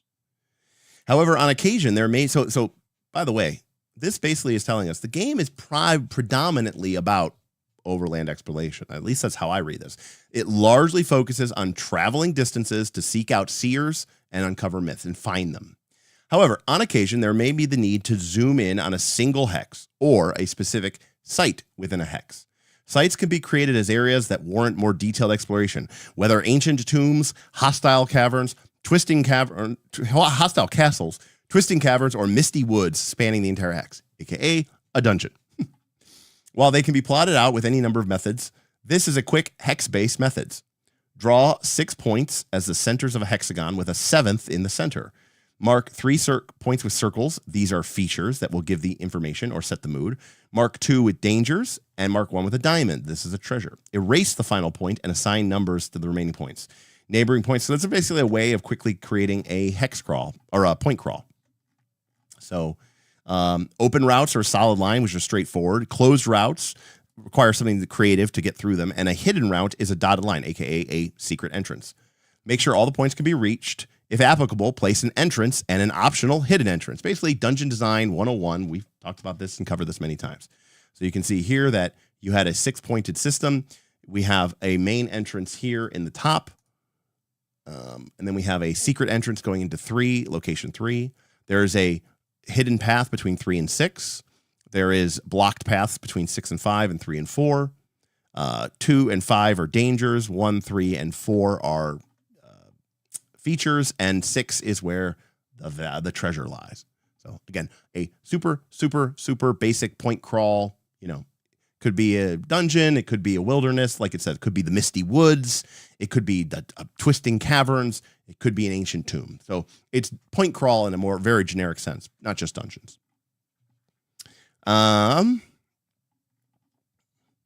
again, the guidelines on this page are just a starting point. Rearrange them, flip it around, do something different. Maybe a sealed burial complex is mostly treasures, right? You can change the tone of a location by changing the disruption. In fact, if you watched our Shadow Deep stream, I talked about how each level in our mega dungeon can have a different feel based off of the distribution of the types of encounters that you're going to have there, along with the types of treasures.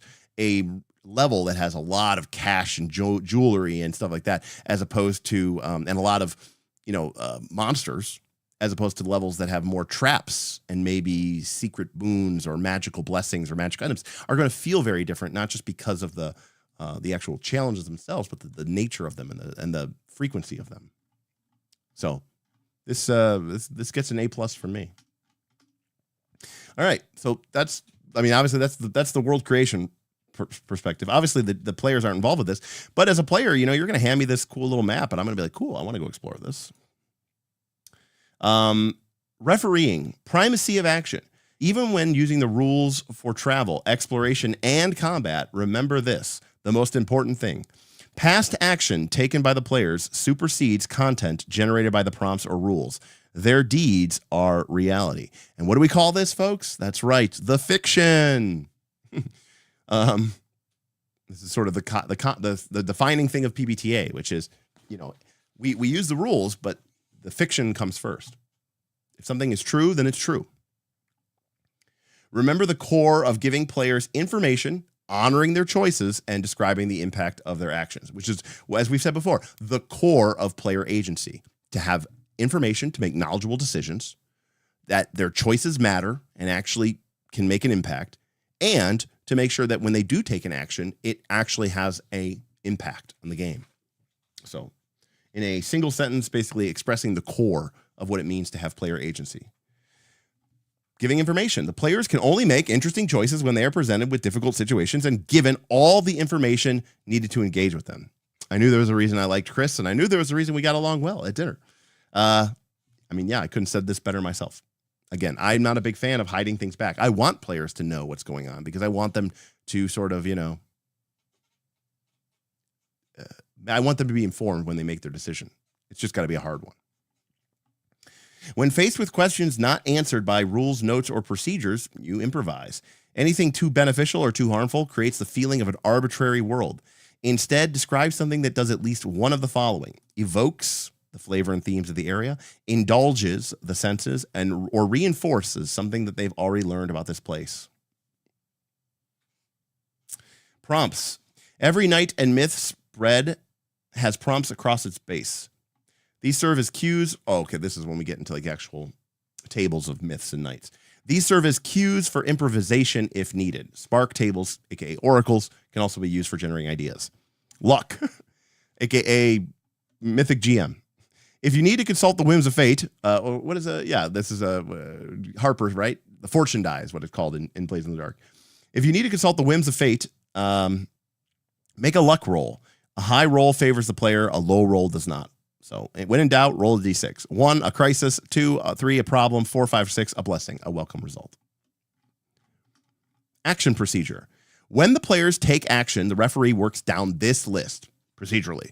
Intent. What are you trying to do? Right? Not just what are you doing? And this is a very important distinction. We've talked about this before on past streams.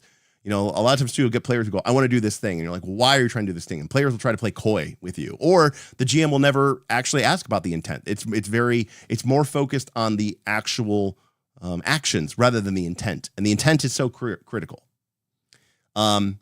Leverage. What makes it possible? Okay, you're trying to do something. Why can you do it? What do you have? What is your process? What is your procedure? Why are you able to do this thing? Cost. Would it use a resource, cause virtue loss, or have a side effect? Risk. What's at risk? No risk, no roll. Otherwise, make a save or just straight up a luck roll. Impact. Show the consequence, honor the risk, move forward. And this is my favorite way of, I told you I'm doing deceive. Oh, that's good. When the players succeed at a significant action, the referee does one of the following: advance, move in a good direction, disrupt and lessen a threat, or resolve and put a problem to rest.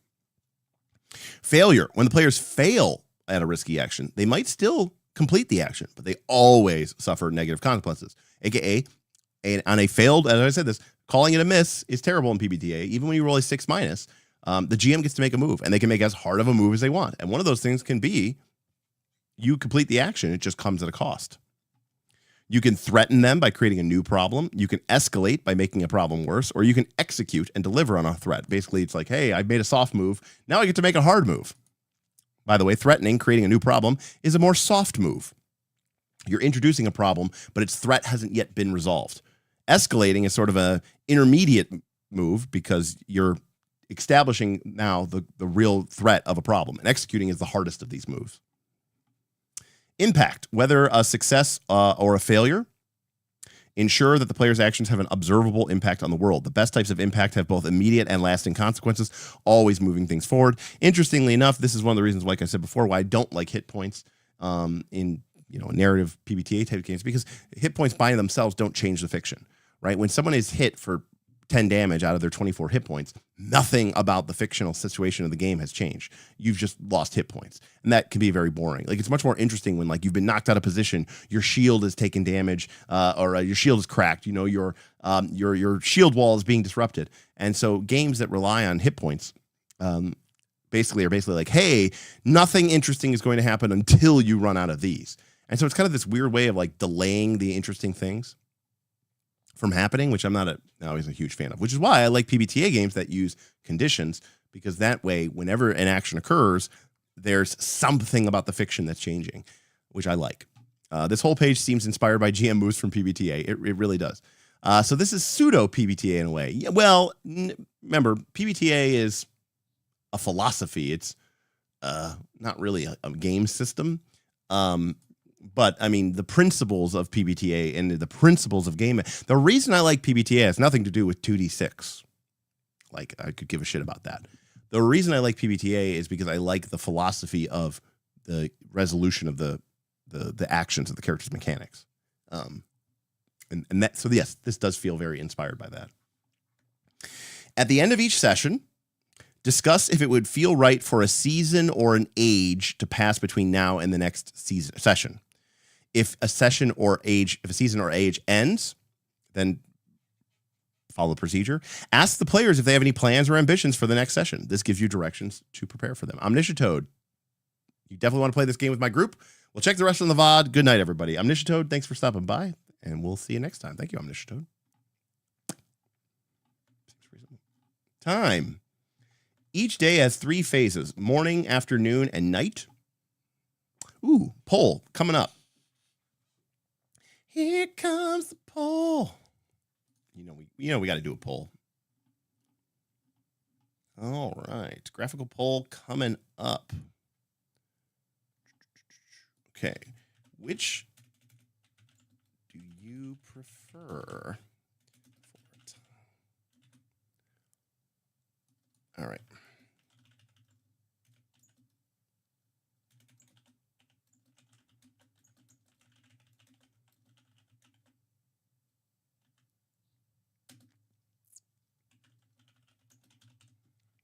All right. Do I have where's my poll?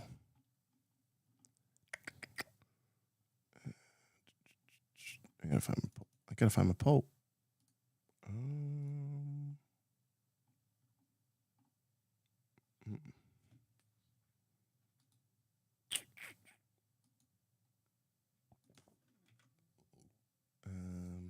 Where? I don't know where my poll. Oh, there it is. Okay, sorry. Here we go. Okay, which do you prefer for time? 3 phases of 8 hours each, 4 phases, aka the quarter day, for Forbidden Lands, or 24 hours, baby. We don't do phases. We talk about 9 a.m., 10 a.m. How long does that take? It takes 87 minutes. Write that down. Now, one of the reasons I will say, and by the way, you can go ahead and vote by putting a thing in chat. Although I realize that I think it voted for 3 because put 3 seasons is awkward for the same reasons. I don't know if it'll let you revote. But it's interesting because 3 phases is kind of awkward. 3 seasons is awkward for the same reason. Well, yes and no. I mean, again, in a game like this, I'm tempted to make a winter phase. Even if the game doesn't have a winter phase, I'm tempted to add one. But the reason why 24 hours is kind of awkward is because like they didn't have watches, so like you wouldn't even know how long something was or taking anyways. But obviously Forbidden Lands uses quarter days, and it kind of has more of like a morning, afternoon, evening, night. But a lot of us think in terms of 8 hours because it's like the 8-hour workday. And so this game obviously has morning, afternoon, night, which is also pretty reasonably, a reasonable distribution as well. So I'm interested in what people say.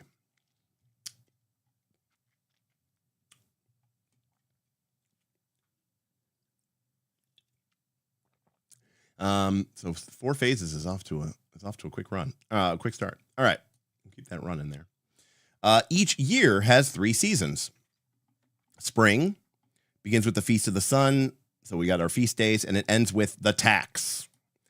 Harvest season and winter. So okay, so they really broke it down into just 4 months. Okay. And then we have the tithe, and then we end with the levy. And then each life has 3 ages: young, mature, and old. When a character becomes mature, they re-roll each virtue on D12 plus D6 and keep the result if higher. When a character becomes old, they re-roll each virtue on D12 plus D6 and keep the result if lower. Interesting. Old characters lose D12 vigor at the end of each age. If this takes them to 0 vigor, they die peacefully. Oh, okay. We've got rules for dying of old age, people. and kind of brutal, kind of brutally here.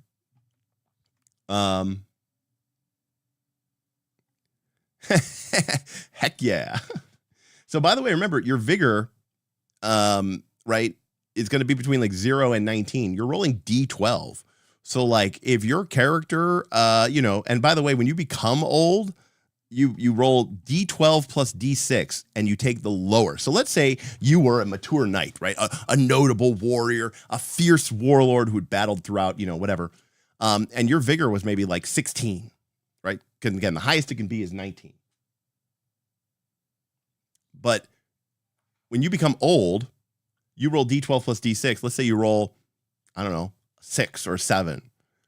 Well, your vigor becomes 7 when you're old. And then at the end of each age, you roll D12 and lose that much vigor. And if you lose 7 or more, you die of old age. So realistically, you may not live through more than a handful of ages, potentially. I don't know exactly how we transfer from young to mature to old. Hold on a sec.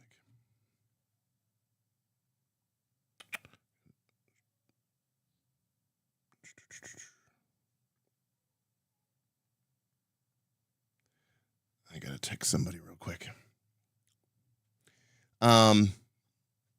Okay, so we got time here.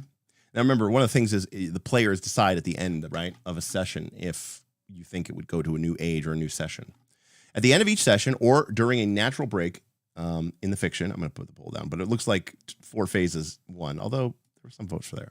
At the end of each session or during a natural break in the journey, the group decides how much time will reasonably pass. None, just pick up right where you left off. Weeks, continue on to the next significant seasonal event. Months, move to the next season. Years, begin a new age in the spring. So if you think, well, hey, let's pick right up where we left off, then great.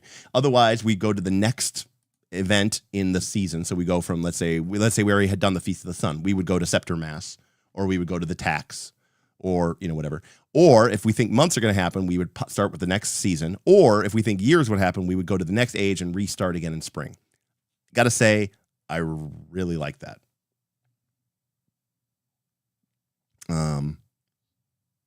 Hold on one second.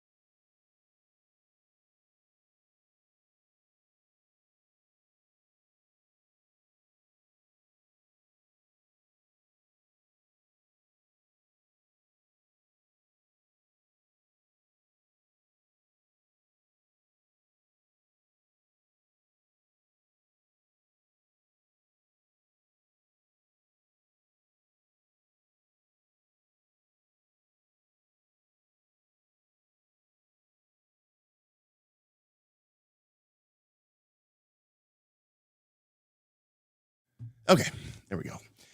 Yes, my one dog is having the runs, and he was crying, and I guess my roommate left, so there was no one to let him out, and I just didn't want him to make a mess in the house, so I had to run and let him out real quick so he could go to the bathroom. Anyways, this is great, because also too, if your players, if you as a group and your player group are really interested in seeing generational play play out really quickly, you might decide as a group, yeah, like I'm fine moving to the next age. Let's go. I feel like we've resolved this. Let's move on. And if you really want to make things slow down and pick up each piece, you could do that way, that too. And hey, if you don't know, fucking roll it. Between seasons and ages, knights guard the realm and each chooses a pursuit. So we get our sort of downtime montage action. Restores, so between seasons, we restore our virtues and choose one. So our virtues recover. We learn, this is between seasons, so this is each season. We learn about an unknown part of the realm by going on a pilgrimage, or a courtesy, establish a new contact or earn a favor, or service, make a small improvement to the realm. So it's kind of like a map building game. If any of you played The Quiet Year with me at Origins, it's kind of like got an element there of that. Between the ages, restore virtues and you gain 1 glory. So very slowly, now we appreciate how long an age is. Choose one. Duty, make a significant improvement to the realm. Succession, establish a successor and or have them knighted. So you could have your squire knighted. Legacy, your successor gains half of your current glory. So you can start passing your glory down to your heir apparent. So now we start to see how the sort of generational saga play could start becoming. Because originally I was like, well, when you get to 12 glory, your character will go on a city quest. But what would happen if you, you die before then? Well, now we know you might start, you might have to start passing your glory on to your heir apparent because you might die of old age before you get to go on that city quest. Hold on a sec.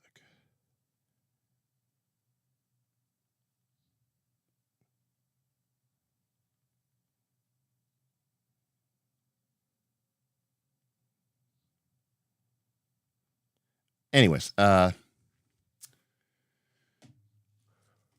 if an important situation is left unresolved before moving to the next season or age, so this is our front roll, right? If we have fronts going on, right? Like, hey, the I don't know. I'm pulling out of my Knights of the Last Call, my Knights of the Round Table, the Saxons, the Saxon invasion in the southeast. Well, you guys never really dealt with that, and we're moving to the next season.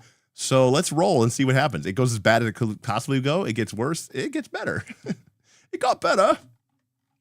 Ooh, we have a travel roll. Okay. Traveling consumes a whole phase of the day. Remember, unlike Forbidden Lands, we have 3 phases, not 4, and uses one of 3 methods. Trek, 1 hex on foot or steed. Okay, so you move 1 regardless. Gallop, 2 hexes on a non-exhausted steed, and your steed loses vigor. I like that. I like that. Moving fast on a horse is not it's not something that you can do forever. Cruise, 3 hexes by boat or by steed on a rarely found proper road. And note that doesn't lose vigor. So if you have a really good road and you have a horse, you can really move well, which is awesome. Because now I'm immediately thinking about, hey, like, what did you do between the ages? Oh, my knight built a road between these 2 holdfasts or something like that. That'd be cool. That would be awesome, right? To go to your map and, you connect, the fortress with the walled town and you connect it with a road. And now, like, this is like a 1 or 2 day journey, That's pretty sweet. That excites me. I don't know why. Ludite, hey, Ludite. $10. This game looks sick. Got to go run some Realis, though. Hand pink waving. Thank you, Ludite. I appreciate it. The dogs appreciate it. We all appreciate it. Thank you so much. This game does look sick. And again, I mean, the mechanics are pretty simple and basic, but they're integrated well. And I love a good hex crawl. But the integration of the hex crawl mechanics with the site-based adventure mechanics with the generational play is very compelling to me. And again, I'm a huge nerd. If what my character did was build a road from here, from here down through here, I would be really psyched about that. Like, that would be awesome. Or you built a bridge, like right here, like maybe this can't be crossed because of the raging river here and stuff like that. You dammed the river, you built a bridge. That's awesome. Now, I know there's some people who are like, that's lame, but like for me, that's kind of why I play RPGs. I play RPGs so that I can be a character that I don't really actually care about, so that I can actually play a turn-based the Civ game. That's why I play RPGs. I love the realm building stuff of old D&D. In fact, a lot, too much. And it's a shame to me that style has gone out of play. RPGs for me have never been about characters. They've always been about worlds. They've always been about stories.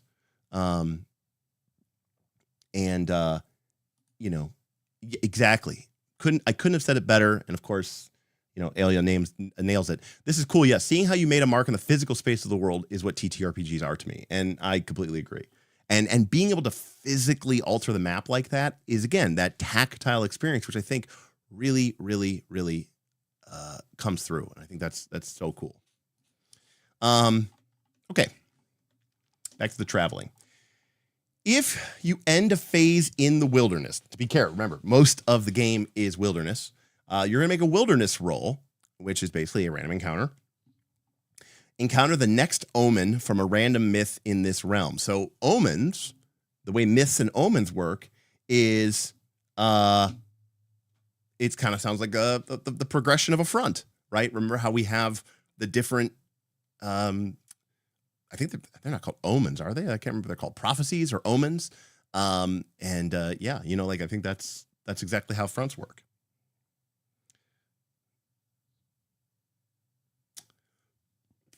Or we encounter the next omen from the nearest myth, or we encounter this hex's landmark, otherwise all clear.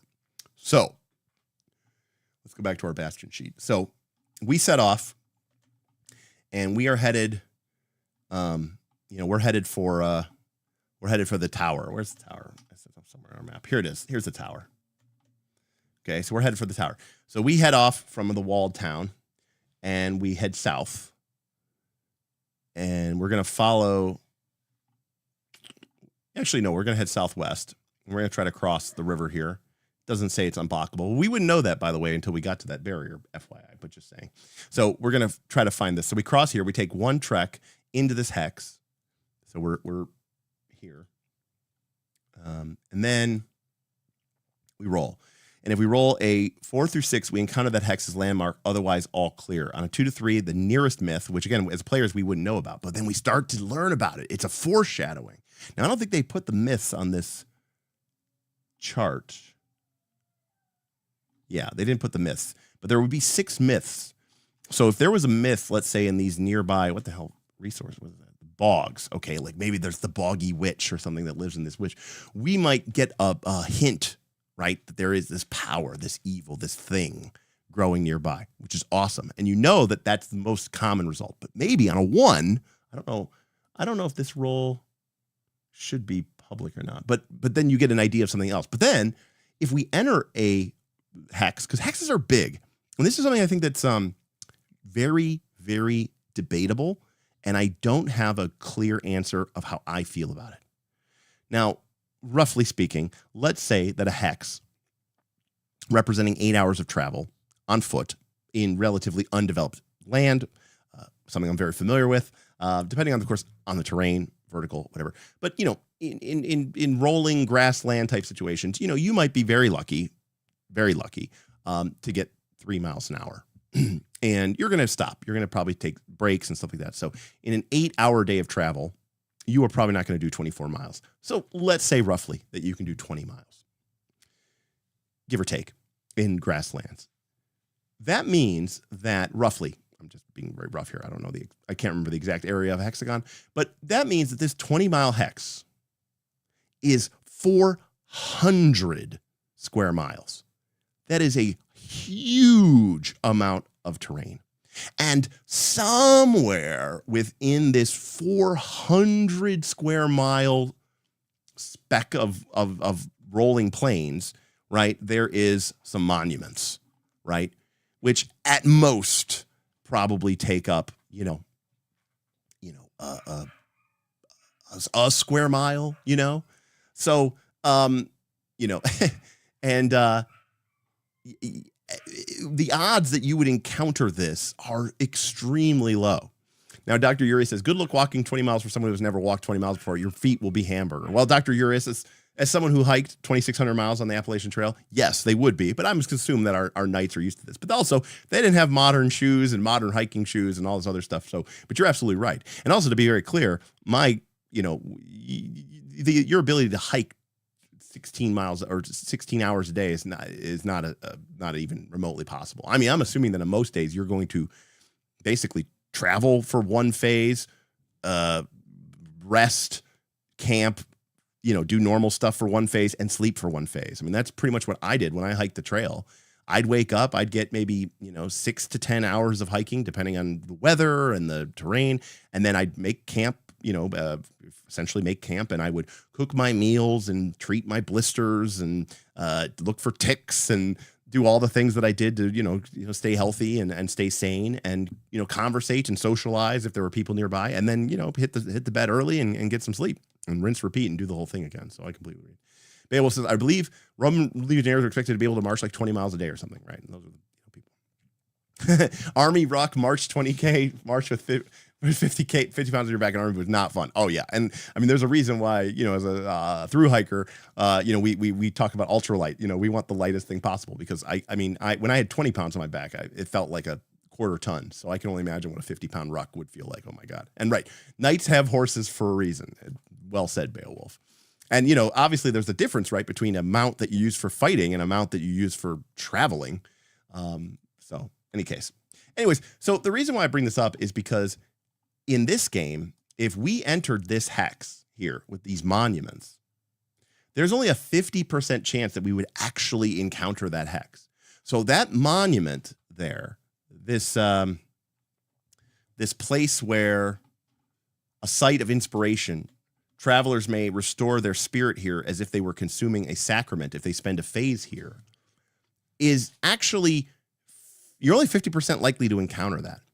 And I think it's kind of interesting because, like in Forbidden Lands, if there is a adventure site, a castle, a dungeon, or a town in your hex, you automatically discover it. Now, the hexes in Forbidden Lands are a little smaller because you can travel multiple hexes per day. But you automatically encounter it, which I kind of like. But at the same time, there's something to be said about, like, I don't know, it makes the hex crawl seem bigger because you might pass through this hex and not know, right, that there's a thing there, so yeah. Now, Not Afraid to TPK, still a great name, by the way. Personally, I love and run hex crawls all the time, but I hate doing the distance nonsense. So every hex is just one day of traveling, bearing modifiers. And you know what? I'm kind of great for that. I actually think that's really good. And in fact, when I go back to their traveling rules here, I actually really like this. 9 times out of 10, you are going to be trekking, and you're just going to do a hex per phase. And I think that's totally fine. There may be situations where you need to gallop and, really push your mounts. And that makes a lot of sense too. Because it's going to be it's going to be costly. It's going to, cause your mounts to lose vigor. It's not something you want them to do. And very, very rarely, it even says, rarely found proper road can you actually move. So overall, in all, I think this is a totally great thing. And it makes, it's just far enough that the realm feels big, but not so big that it feels like you'll never be able to get anywhere, And that's what I like. It's like you want the realm or the hex crawl to feel big enough that it feels like it's really actually a journey, but not such of a journey that it feels almost impossible that you would ever get over there, because then you just don't care about it. It's just so far away. And I think that's really cool.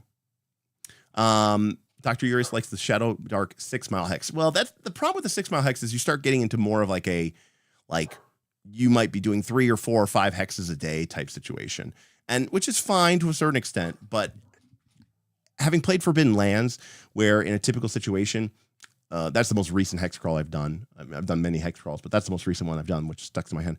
In most terrain, you can move 2 hexes per phase. A phase is a 6-hour quarter day, and you can typically hike for 2 quarter days. So you're traveling about 4 hexes a day, which is about what you would probably travel in Shadow Dark with a 6 Mile Hex. Maybe 3, maybe 4, depending on terrain or whatever. it just felt like a lot because the procedures became a lot. Because let me tell you something about this. I don't know why it is, and you all can agree or disagree with me, but when I played Forbidden Lands, making that many procedural rolls every day of travel became very tiresome. And again, I don't know exactly what the rules are for this game, but if I'm making one roll per day per hex, and that's what we travel today, I think that's fine. This is actually the more simulationist way of discovering points of interest. I agree. And in fact, I mean, it's kind of like part of me, you talk about simulationist. Part of me is like, I feel like finding, dwellings would be more common, but like finding a single sanctum, right? Or finding a single monument, or finding like, I feel like that should be more. I should feel like that should be more difficult, because, not only are you going to find multiple buildings with, fires going and, farmland surrounding them, presumably, or pasture land, signs that there's a habitation. To me, not saying it's automatic. Again, roughly speaking, I don't, what is the area of a hex that is 20 miles across? So assuming the hex is 20 miles across, the area of a hexagon, blah, blah, blah, blah, blah, blah, is 200 times the square root of 3 miles. Jeez, thanks. That's really helpful. Anyways, long story short, roughly, right? We're just roughly. It's like 400 square miles. But finding a town or a small, village in 400 square miles doesn't seem automatic, but it does seem possible. But finding one, hidden seer's hut, a sanctum, so anyways, I think it's interesting. Okay. When sleeping indoors, do not make a wilderness roll. Manners dictate that hospitality be granted traveling nights. Longer stays warrant a favor in return. Camping. When sleeping outdoors, make a wilderness roll, ignoring landmarks. Hostile omens prevent proper sleep, while others may not occur at all. Knights gather food, water, and firewood as they travel, so these are not tracked. In situations where essential needs are deprived, the company each lose D6 vigor in the morning. Okay, so we're going to go to a poll because we just read something important. Now remember, this game is not Forbidden Lands. I'm not saying that there isn't an overland traveling component to this game. It is. Remember, we read that paragraph that says this game is mostly about going on, epic journeys across the realm and discovering myths and, doing things with them and interacting with them. But how do we feel about a sandbox game that basically kind of doesn't hand wave food or water or firewood? Because it does include the idea that if these needs are somehow deprived for some reason, probably something having to do with the fiction, that you'll lose vigor. So how do we feel about a sandbox hex crawl with hand-waved supplies? I'm just curious how people feel.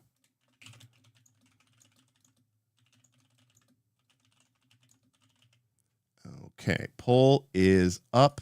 Remember, white vote 1 to vote 1, 2 to vote 2, 3 to vote 3, 4 to vote 4, 5 to vote 4. So we have love it, not sure, dislike, hate. I read this just now and I am kind of unsure because this is clearly not Forbidden Lands, right? So this is clearly not a game where we're, it's not survival, fantasy survival. I don't even want to say horror, right? But it's not fantasy post-apocalyptic survival. This game is about nights. It's not about, surviving.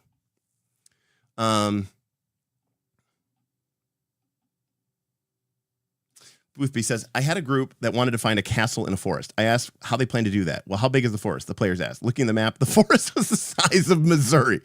Exactly. That's what I'm talking about. You're like, I guess we just wander around till we find it. Do you know how incredibly impossible that would be?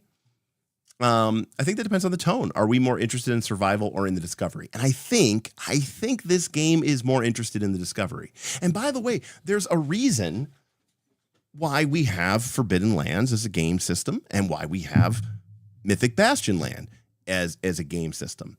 And DM Chromie, I think this game is leaning more towards a Pendragon with a touch more of D&D adventure, because as the reigning Pendragon expert Beowulf said, right, this he was like, he's like, I don't remember what we read that made you question, oh, you were talking about dungeons in my Knights game? I just don't really like that. Now, that being said, could I imagine a world where you use abstract resources a la Forbidden Lands? Oh, it was traps. That was it, Beowulf. It was traps. You're like, traps in a Knights game? That doesn't seem particularly right.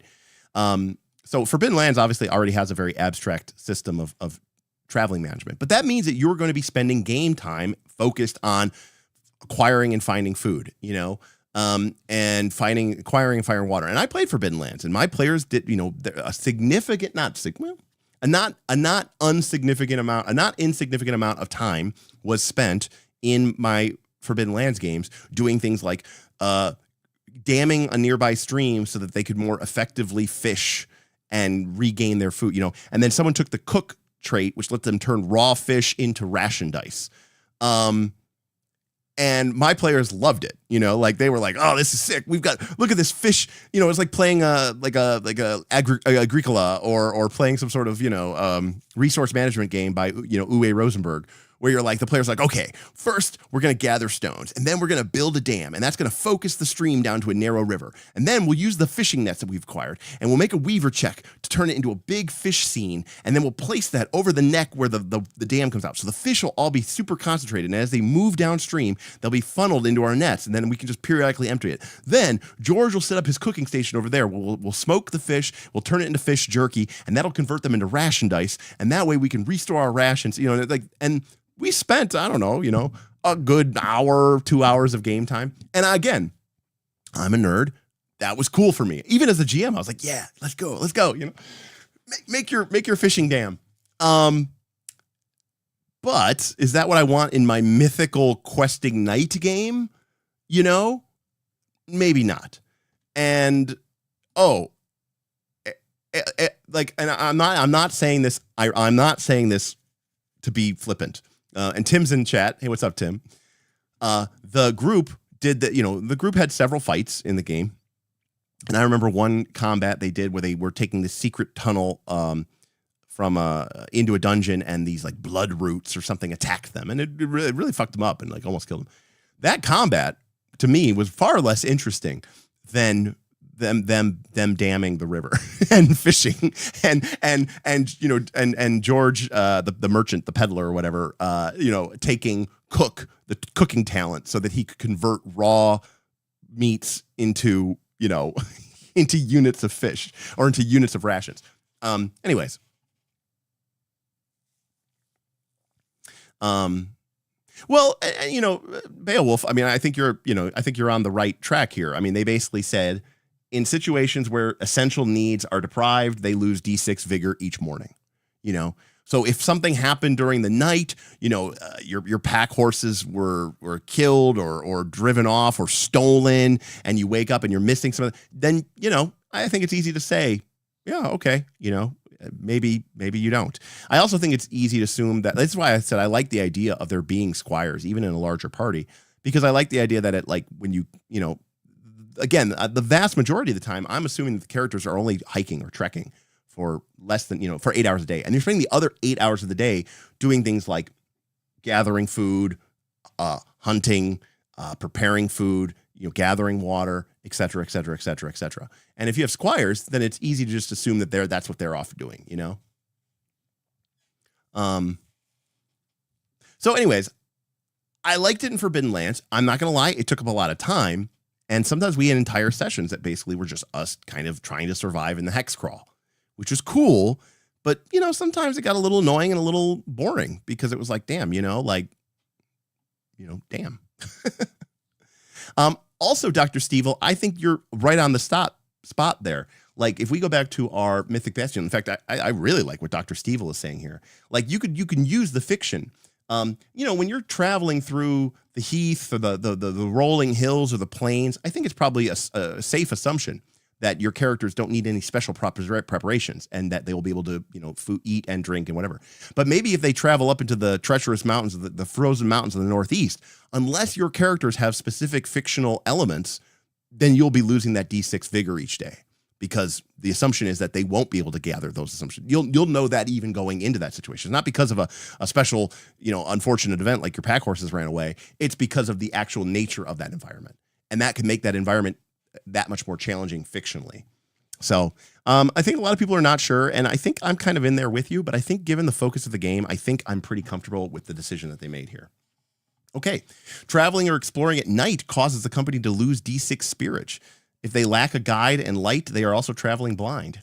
Each morning, all who do not get proper sleep the previous day lose D6 clarity. Anyone camping or traveling at night at winter loses D6 vigor. Most realms are also at risk of dire weather during winter. And again, you can smell the Pendragon winter phase here. You can smell the elements of Mouse Guard Mouse Guard. I love this rule. And I would totally steal this rule to kind of apply to what we were talking about before about dangerous areas or scary areas. Honestly, believe supplies should only exist when it's dramatic. Any other time they exit stage right. Although, damn, I love weird and wild hunt supply mechanics. Yeah, I mean, I think the mechanics have to be compelling enough to actually matter, because if they're just there to be a thing, then it doesn't matter. And basically they have to have a real chance of running out, and them running out has to be a real issue, because if they're not, it's going to be a huge thing. But I also agree with Jamie. I think a very basic resource system can add a lot to overland travel and exploration. More levers for the GM to pull and more variables for the players to consider when making meaningful choices. And I couldn't agree with you more, Jamie, especially if the game is really focused on it. That being said, my suggestion is if you want to add actual resource tracking to this, just use Forbidden Lands dice system, or a black hack or whatever. But I would use the Beowulf hack, which I particularly love. Even though Beowulf never played Forbidden Lands, he had what I consider to be one of the best house rules for a game that I've ever heard. So props to you, Beowulf. You know what? That's for you. Strong. All right. Each myth has 6 omens listed in the order in which they encountered. The first encounter with a specific myth is always Omen 1, then Omen 2. This is very much like our front progression. Remember primacy of action. If the players want to hunt for the Werven's Nest, they don't have to wait for that omen to appear if they want to take that action first. Great. Ending a phase in the hex containing a myth always reveals its next myth. Hey, Boothby, what's up? Boothby tipped $25. Doggo's support. I need some good doggy karma. There were some incidents at work. Boothby, thank you very much for that. I hope those incidents at work were good, not good. But you need some good doggy karma. Hopefully things go well for you. Certainly, the dogs appreciate it. I know I appreciate it, as my karma has not been great recently. You'd think, trying to do the right thing would somehow reward me. My karma bank must be very full. Or maybe I'm paying off all those years I was a complete and total asshole and still am. The incidents at work were local newsworthy. It was not good. The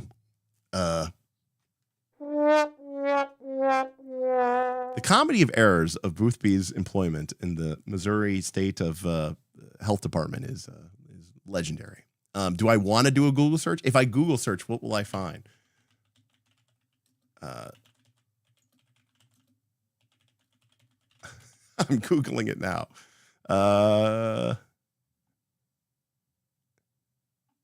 St. Louis. Oh no. This sounds terrible. Oh no. 6 dogs at animal shelter were euthanized to save hundreds more, resigning director says.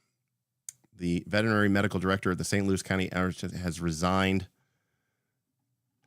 Oh no.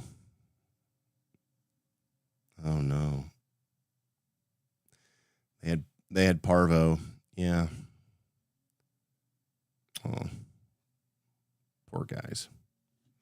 Yeah, I mean, there's no, it's a tough situation. I mean, again, the reason for this fund is because I think part of responsible pet ownership, especially if these guys are going to go to another family, is getting the pet spayed or neutered. There's more dogs. In my perfect world, there would be someone to take care of every single dog in the world, and that's just not the case. And keeping control of their breeding is an important thing. So, in the case of so I'm glad that shelters exist. You know, and I would have. That's why I could never do something like that, because I get it. You know, you have a group of dogs, they have parvo, like that's going to spread like wildfire, and it's unfortunate they had to euthanize them. And yeah, so it's a tough situation. We love the pups.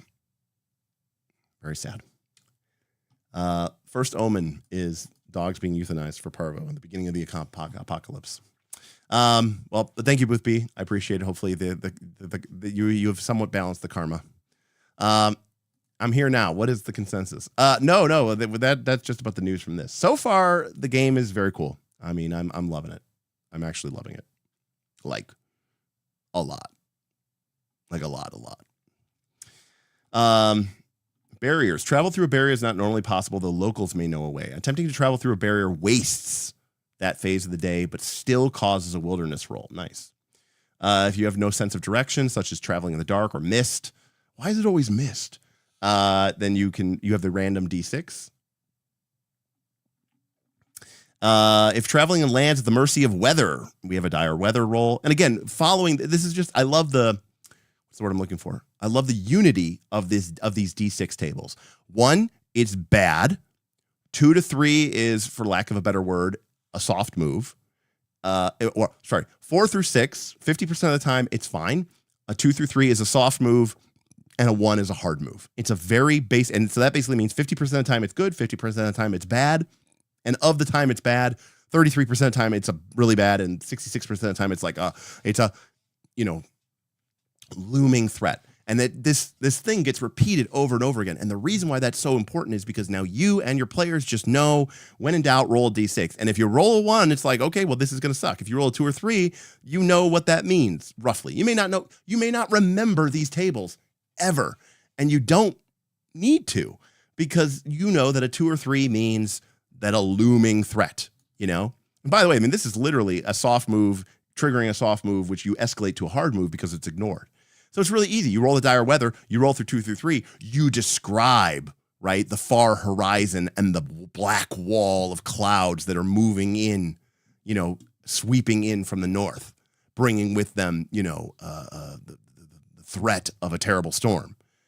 And that's great. Now the players know what to do. You know, like that's cool. Like that's actually cooler than the weather getting there, because now the players have to make informed decisions, which is really awesome.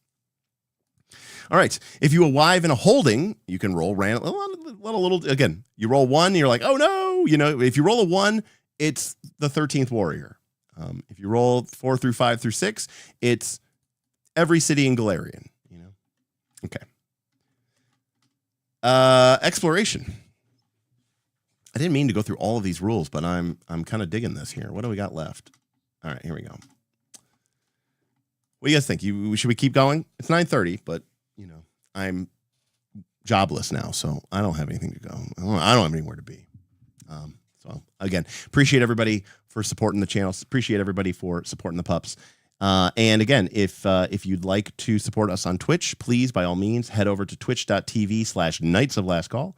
And if you have not done so already, if you have Prime and you're willing to spend a few minutes, you can give us your Prime sub every month. It's a couple bucks. Doesn't cost you anything, but it does go to my Twitch account, which again will really help us out.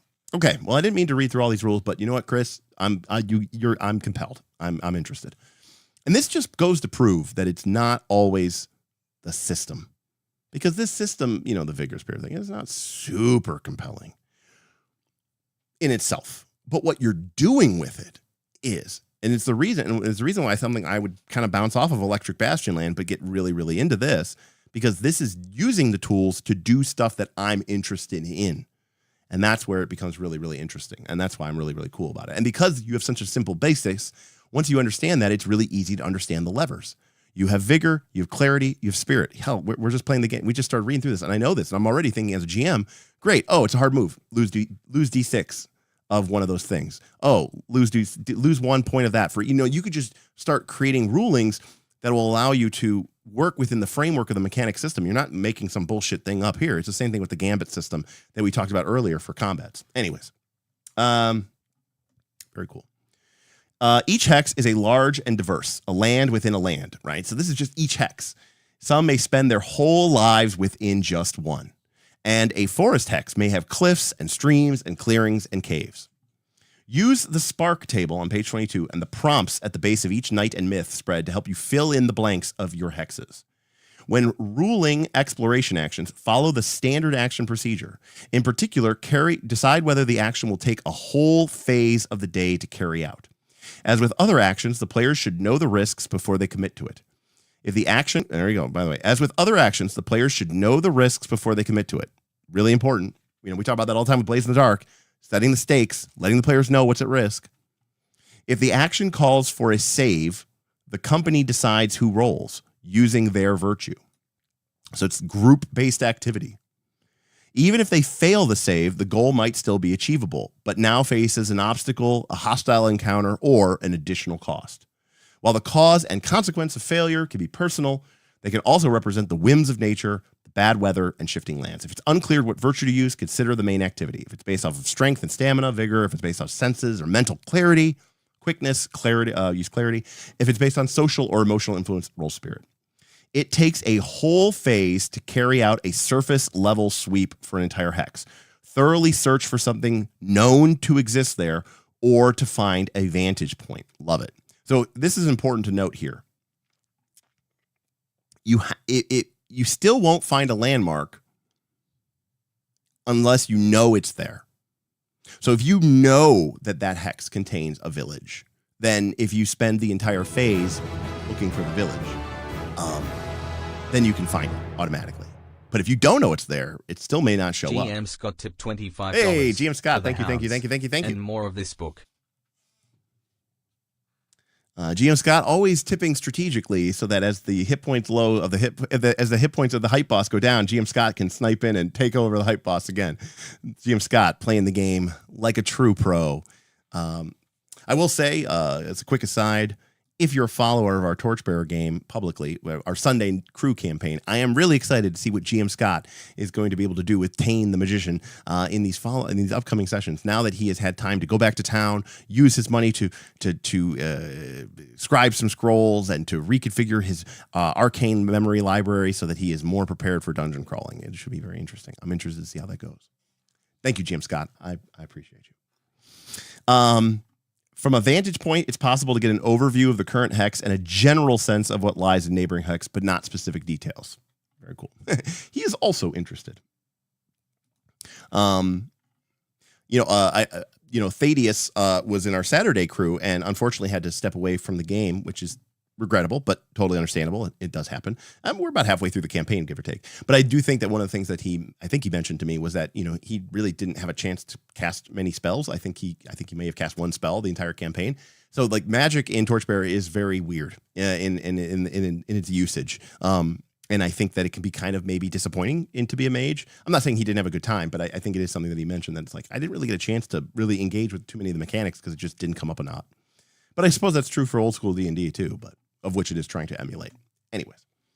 So you can gather folklore about myths. You can learn about them from vassals. You can learn about them from fellow knights or vagabonds. All of the above know rumors, but they do not know how to avoid them or undo them. Seers know the rules of all myths, their secrets and their locations. They know their weaknesses. They know their cures. They know all the landmarks in the realm. But such vast knowledge isn't given freely. For example, take myth number 6, the goblin. Omen number 2 describes a lost lad full of stories, claims a little old man called him into the woods. All locals know about children going missing and stories of a strange old man in the woods. A seer knows that this is in fact the goblin and would know that not only can he claim lost things, unable to steal for himself, they even know where the lair is. All right, so we have our Dominion. Seers must be rich as hell. Well, there's only like 3 or something in the entire realm or something, 3 or 4. I found that there are interesting and useful things I can do in Torchbearer other than casting spells. Yes, and I think that is, part of the element of understanding about Torchbearer is that, it's, even a fighter may not fight all that often. A thief may not thief all that often. So I think there's a definite kind of understanding, trying to figure out what your role is definitely tough. All right, what about Dominion play? So this is our domain level play.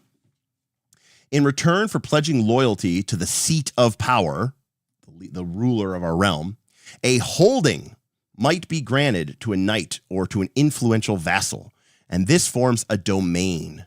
Wilderness hexes and their landmarks formally fall under the dominion of the nearest holding. So basically, you don't rule the realm, but once you get a holdfast, a holding, you can claim a domain. Very old school D&D here. The council. Prestigious seats must be filled for a domain to run smoothly. Though you may grant and revoke these roles, those who are scorned rarely go quietly. A steward who rules in your absence. What's up, Denethor? Carrying your authority and the key to your treasury. The marshal, training and equipping soldiers, mustering them in times of war. The sheriff, who monitors threats within your realm and even within your walls. Your envoy, who manages neighbors and provides hospitality to visitors. And the circle. Rulers often invite worthy visiting knights to sit alongside the council as equals, an ancient tradition. Again, I'm a nerd. All of this sounds fucking awesome. And now I'm kind of like, oh, it'd be kind of cool to how would you play this in Lord of the Rings? Members of your council can be assigned to these tasks. Depending on the scope, these could take a phase, a week, or even the full season. These are handled just with normal actions, page 16, with failure typically causing a crisis. Then you have, so this is your council, but then you also have your court, those who serve outside of the council but still serve you. You have your retainers, vassals taken on by individuals, council members to aid in their work. Courtiers, commoners with lesser responsibilities or ceremonial honors with high ambitions. A petitioner seeking audience for aid, counsel, or justice. And seers, although they live in their sanctums, they occasionally visit court or send acolytes in their stead. You can kind of think of Gandalf, right, as being a seer and showing up, right, in the halls of Theoden, showing up at the hall of Elrond, showing up at the hall of Denethor, right? He's kind of a seer. Crises. Ruling a domain is an exercise in ongoing disaster management.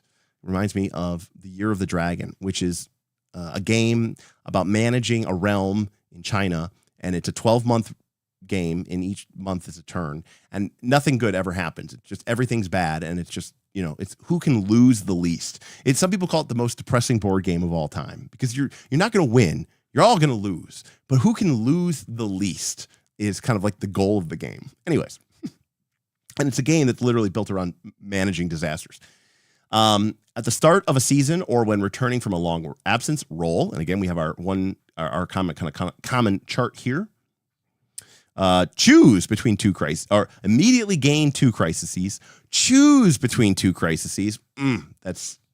That warms a part of my GM heart that I can't even begin to describe. The conversation out of character, because obviously this is meta. It's not like the player characters are going to be choosing which crisis have. The players are going to be choosing. I love it. I love the idea of choosing between two crises. The players are like, oh, which one? Crises apply to the whole domain, not a single character, and remain until resolved. They can be chosen by the referee or rolled. Love it. Chaos, debt, famine, misery, panic, and doubt.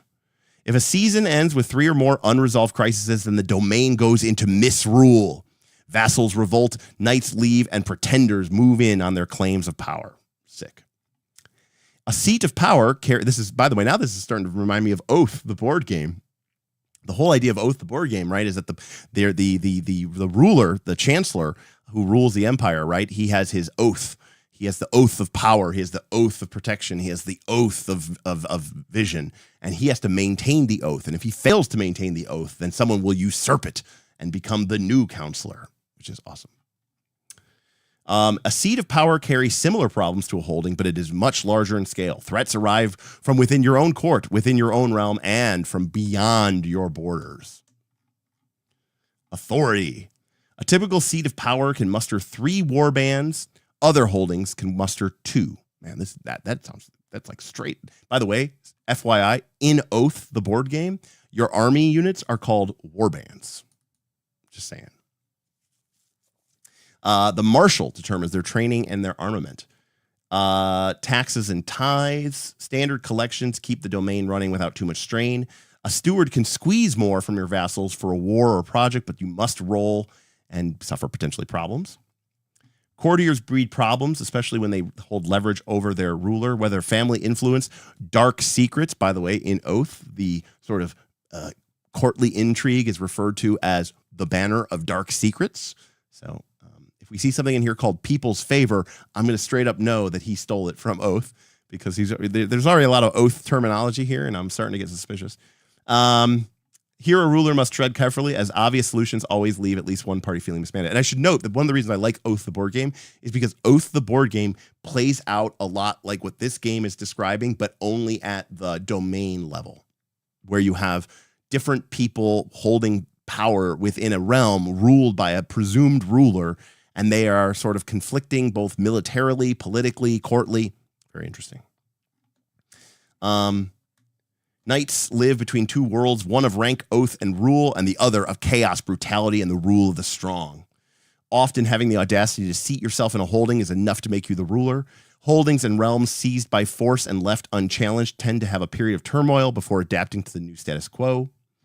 Working on existing buildings or infrastructure is generally completed by the next season. However, grand projects, such as castles and roads, require an entire age of work. Remember, that's what I said I wanted to do in between the ages, is I wanted to build a road. I literally said that. And there you go. Boom. It requires an age. All right, Chris, we're on the same page. I love it. Here we get into the rules of succession. Typically a ruler names their successor, although some realms defer the decision to a conclave of seers or to a group of specially chosen knight electors, which is how the Empire works in Warhammer Fantasy. The elector counts choose one of their own to become the new emperor. The majority of the realm is wilderness, where even rough trails are a rare sight. Roll 2d12 on a spark table and combine the results for an improvisational prompt. So an overgrown meadow, or a teeming forest, or a dry lake. Here's some weather, some flora. So we got some oracle tables here. Some water, some sky, some flora, some fauna, some features, some wonder, some otherworldly stuff. So there's a little bit of fantasy here. And here's a civilization table. Ooh, it's a dark citadel. It's an ornate wall. It's a fortified bridge. It's a bright spire. So cool stuff. Here's some more stuff for people. Who doesn't love a good oracle table? Anything can happen in the chaos of combat. Roll 2d12 on a spark table and combine the results for an improvisational prompt. Conflict, battlefields, maneuvers, weapons, soldiers, strategies, events, deployments. They're deploying in an aggressive line, or tight ranks, or an open block, or a defensive wedge. Very cool. All right. Knights. So these are the knights that you can be, I guess, in the game. So roll d6 and d12. Read the d6 first. Pages list the d6 in a square, d12 in a pentagon. Each knight can be used for a player character or a non-player character who are encountered wandering or ruling. Generally, each player should have a different type of knight. Some realms refer to knights by honorific titles and ranks. Others, their given name and home, while most simply use their full knightly title or simply knight. This is not an exhaustive list, and even those listed knights may differ as the mantle becomes passed on. Each page also includes the seer who granted their knighthood, witness the pledge of their oath. All right. Who do we got? GM Scott, if you're here, give me a number between 1 and 6. And Boothby, if you're here, give me a number between 1 and 12. They were the last two people to tip.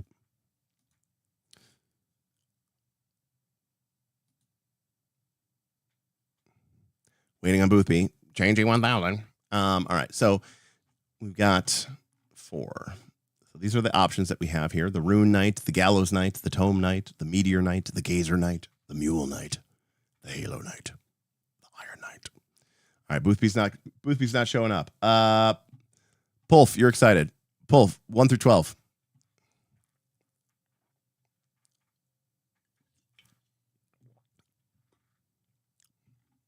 10. All right, the Dusk Knight. Is it linked? It is linked. All right, so here is the Dusk Knight. And by the way, we can see now that all of those arts that we saw at the beginning are each of these things. So each knight takes up a single page. The Dusk Knight. Each touch of iron takes a price in breath or blood or bone. A nasty cut takes something worse, the warmth of distant home. All right, they start with a long hammer and 3 javelins, a pouch of wolf nuts, repellent to canines, a poem on tattered parchment, and an auburn steed with 12 vigor, 8 clarity, 6 spirit, and 2 guard.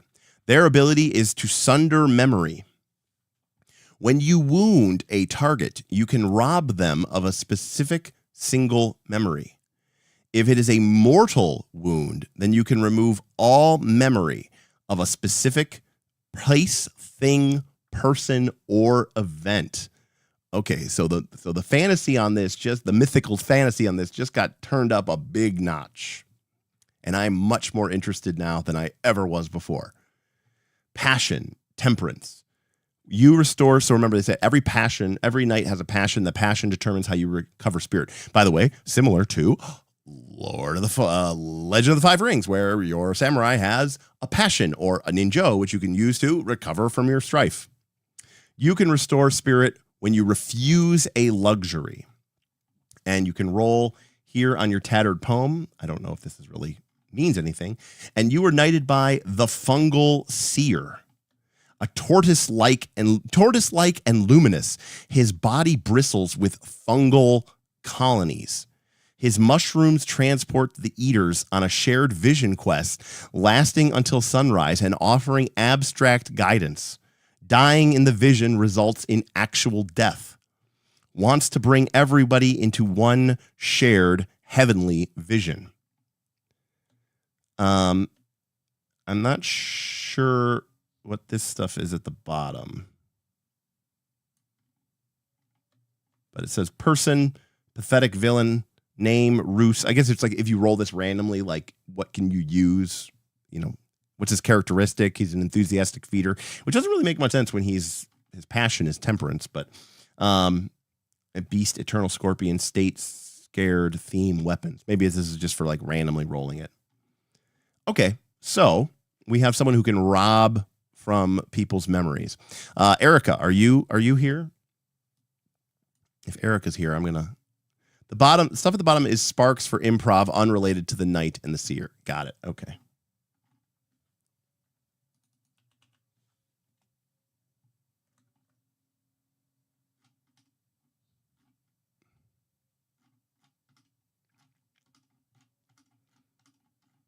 So let's take a look at a myth. If Erica's here, she can give me another combination of a D6 and a D12, and we'll go look at another knight. So myths work the same way. Each myth lists its omens and the cast of beings associated with it. Entering or exploring the myth's hex always reveals its next omen, remembering the primacy of action. In other words, the fiction comes first. The hex itself is visually tied to the myth. When the group feels that a myth has been resolved, each gain 1 glory, and a new myth will replace it in the next season. Myths may appear at odds with their realm, such as the sea in a desert. Still, these myths must be brought to pass, so realm and myth can shift as needed. All right, I'm going to go old school here. I'm going to roll some dice. Got a 5. Oh, that wasn't a D12. I forgot it was D12. Okay, a 5 and a 1. So we have the Colossus. So one of the myths in our realm is the Colossus. A legacy hewn in living rock, a life that should not be. Absolutely love this art, by the way. Totally love it. Digging this.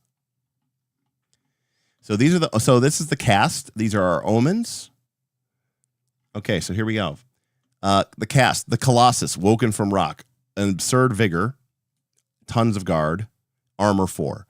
Counts as a structure, crush 2d12, or sweep d12 blast.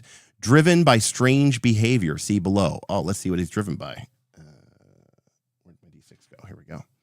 He's driven by, he loves water and he hates trees. Interesting. The Hammer Knight, Lanshe. How do you pronounce that? How would you pronounce this?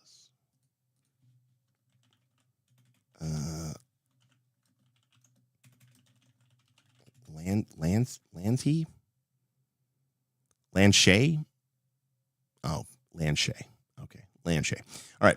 Lanshe, sworn to never ask or answer a question. Love it. But he's got siege bombs and a maul. Okay, so he's the Hammer Knight. You know, you need to go find the Hammer Knight to help you take out the Colossus. There's the Besieger Mercenary Company. And then, again, just random stuff here at the bottom for sparks. So you can basically just randomly roll something here. Like you could roll D6, D12 and look this up, and just if you needed a specific hazard, you could just get this. So you're like, if I rolled a D6, D12 and I wasn't rolling for this and I got this, I could look this up and go, it's needlegrass or something like this. Okay, the omens. An elderly sculptor toils away, carving a great statue into a cliff face. He boasts that the statue is based on him in his youthful prime. He knows he is dying and longs for immortality. So the players will discover this first before the Colossus comes to be, right? These are the fronts. This is front. This is just a collection of fronts. Then the second omen. Across the realm, the earth shakes and rumbles as the Colossus awakes. Then the third omen. A crushed stone house, petty belongings scattered across the nearby field, looks as if it was bombarded with stones. 4. The Hammer Knight rides, declaring they are seeking the Colossus, who has been terrorizing the area. 5. 2 warbands of a mercenary company fight the Colossus, gradually realizing they are unable to harm its stone body. And 6. In the distance, the Colossus is leaning against a mountainside. With a groan, they collapse into a heap, their form merging with that of the mountain. After a few moments, the new rock is covered in red and green moss. Pretty cool. So basically, it takes you through the foreshadowing, the events of the realm, and then ultimately sort of a resolution. All right.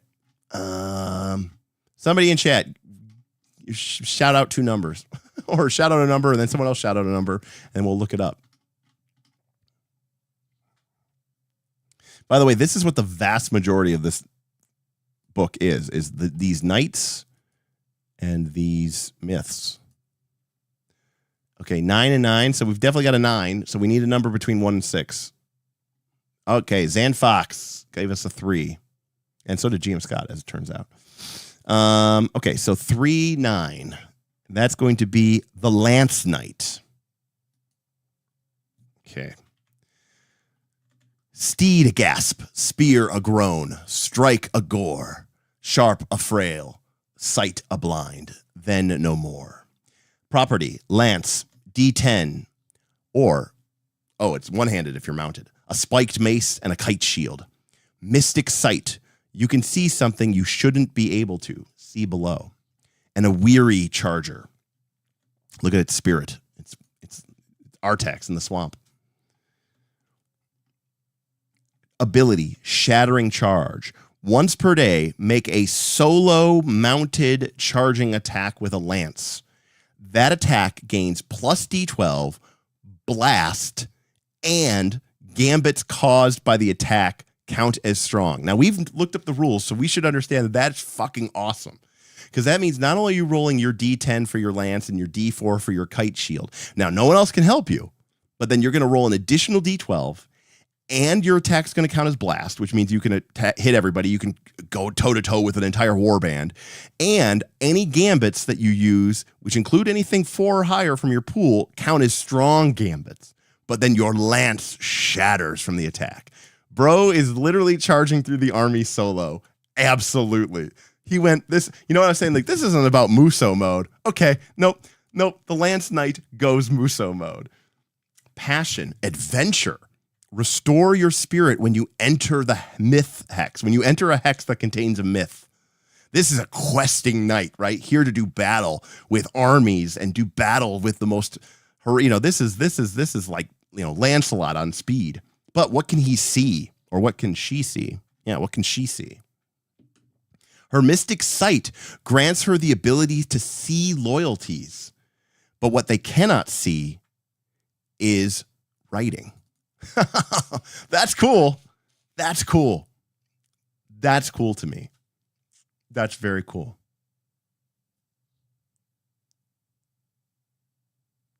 Wow.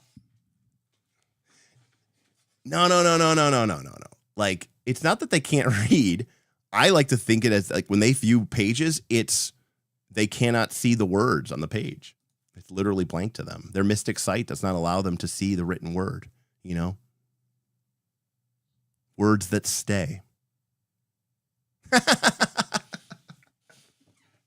Well, you know, birds aren't real. So that would totally be my night. I'd be like, what? You guys keep talking about these birds, and I'm here to say they're not real. Okay. Now, I will say, yeah, definitely. That's what I said. We went full Muso mode. Now, here's the thing. The problem I have with this is like some of these are like, I don't know. The birds one, it sticks out to me as being like, that's kind of weird. Like, I guess that it's a thing, but it's also kind of weird. Like, I don't like not being able to see writing or not being able to see water or not being able to see silver and gold to me feels like that would be something that would like really have an influence on the story and the effect. But like not being able to see the stars and the sun would have a huge effect. But like not being able to see birds seems like that one kind of like, you know, I'm not saying it's lame. I'm just saying it's like, it seems like it would be harder to make that matter or do something. Okay. All right, Lance, is there a knight from this list that you want to see that sticks out to you as seeming like it would be cool? And is there, because you know you're the Lance knight, right?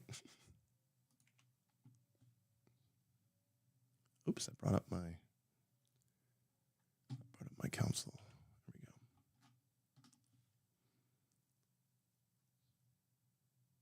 That's the choice every fantasy, right? Every fantasy choice player is like, I can't see birds. You know, like, I got to read the seer. Oh, I didn't read the seer. Oh, you're right. I forgot. Thank you, Paul. So who granted my sight?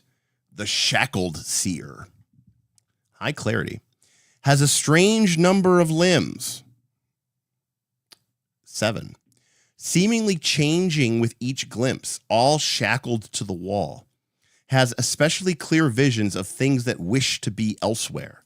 Pleads for freedom, but just wants to be shackled somewhere new. So this is where we get a little bit ultraviolet grasslandy, and we're getting a little bit weird, and we're getting a little bit psychedelic, right? So this is where we definitely get into that sort of weird area. But I think I'm okay with it because it feels very mythical, you know, in a weird way. It feels Greek. Maybe it doesn't feel Arthurian, but it feels Greek. Has a strange number of limbs. Rolls D12. Rolls a 2. That would be hilarious. Okay. Which one is the weirdest sounding one? Okay, let's take a look here. Let's see. The Moat Knight sounds kind of interesting. The Salt Knight. It's got to be the Salt Knight. The Pigeon Knight. Oh, fuck birds. All right, we'll go Pigeon Knight just because that sounds hilarious because fuck birds. The Pigeon Knight. The humble know no home to call their own. Horizon is their hearth, each hill their throne. And here is the Pigeon Knight. The art, incredible. Property, Bitterglaive. So Bitterglaive is a specific, right? Remember they said that you can make specific types of weapons. That's right. Fugate Pigione. D10 long, but it adds an additional D8 versus targets who are within their home. They have tattered mail with a hooded cloak, which can be used to vanish into a significantly large crowd, and a gray steed, which is unmatched over long distance. They have the Wayfarer's sense the direction in which a named destination lies, but not the best route to get there. You cannot use this to find your lost home or the city. Passion, Inquisition. Restore spirit when you wrangle the truth out of an uncooperative person. What are your memories of your lost home? You remember silver walls. That's so cool. Like, that's so fucking poetic.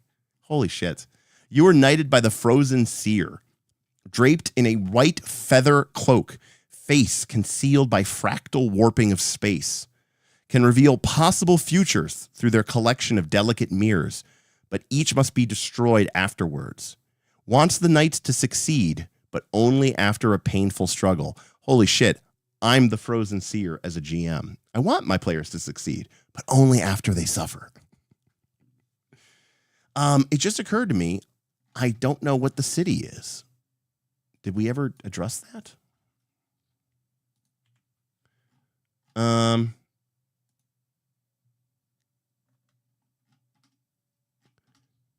Oh, so the odd apocrypha is just examples of play and like commentary on the play. Like, here's an example. On the left is a column of like getting the rules wrong, and on the right is like commentary about that. This is like getting stuck, and then the thoughts about like what happened in this, thing of play. So that's really cool. Exploration, danger, combat. There's a city quest spread near the end of the book. Okay, cool.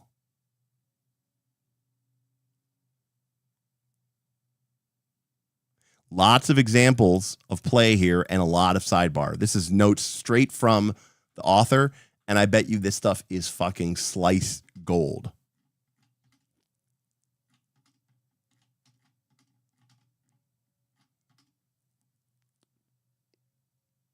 Yeah, I'm assuming that's the case, GM Scott, or I'm assuming it's kind of like an Avalon type thing.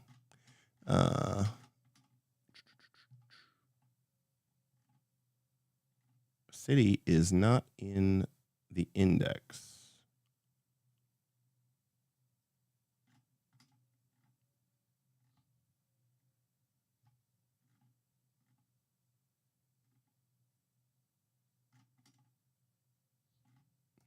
Here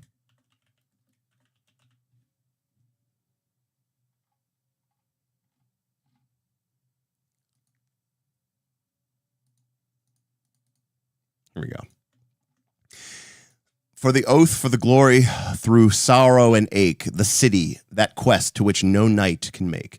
A company worthy of the city quest continues their nightly duties as normal, but when they would encounter an omen from a random myth by rolling a 1, they instead encounter an omen from the city quest. Xando Fox says, the city is Bastion, the setting of Into the Odd and Electric Bastionland, and has not been discovered yet, or it may not exist. To determine the omen, roll d12 and add the number of omens of the city that the company have already encountered, adding 0 if it's a first. In the case of a duplicate, take the next omen down the list. Treat rolls of higher than 24 as 24. After encountering omen 18 or higher, the city quest ends. So like the first time you roll it, you roll d12 and you roll a 6. Then when you encounter it again, add 1. So it would be d12 plus 1. And if you roll a 6 again, you'd have a 7. But then the next time you roll a d12 plus 2. And then you'd roll a d12 plus 3. And then you roll a d12 plus 4. And then you roll a d12 plus 5. So more than likely, you would need to like probably fucking get like 10 or 11 of these omens before you reasonably would roll an 18 or higher. But if we did roll an 18 or higher, we would get an open plain. You are utterly certain that this is where the city must be built. So that at the end, the quest is that you're not looking for it, you're going to build it.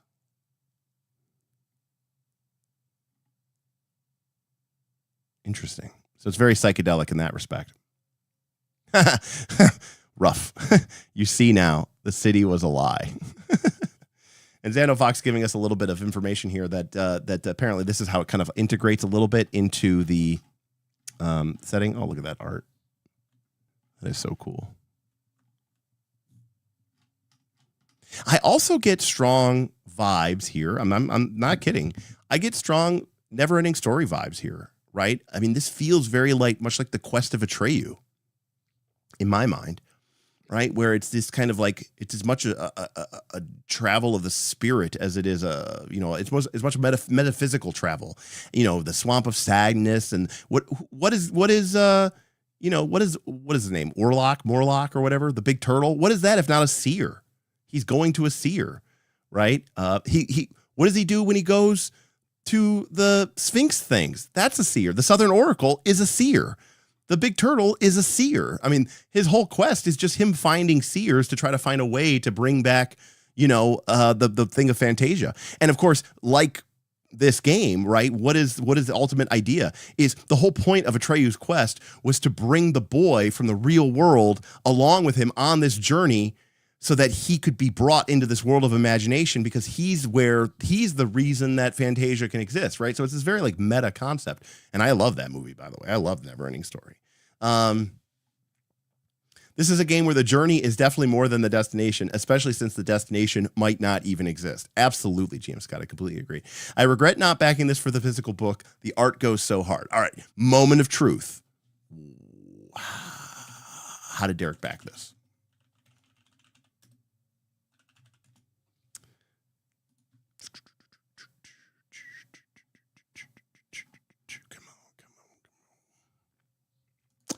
Derek backed at Mythic Bastionland print plus PDF. All right. Hardback book and PDF. Nice. Okay.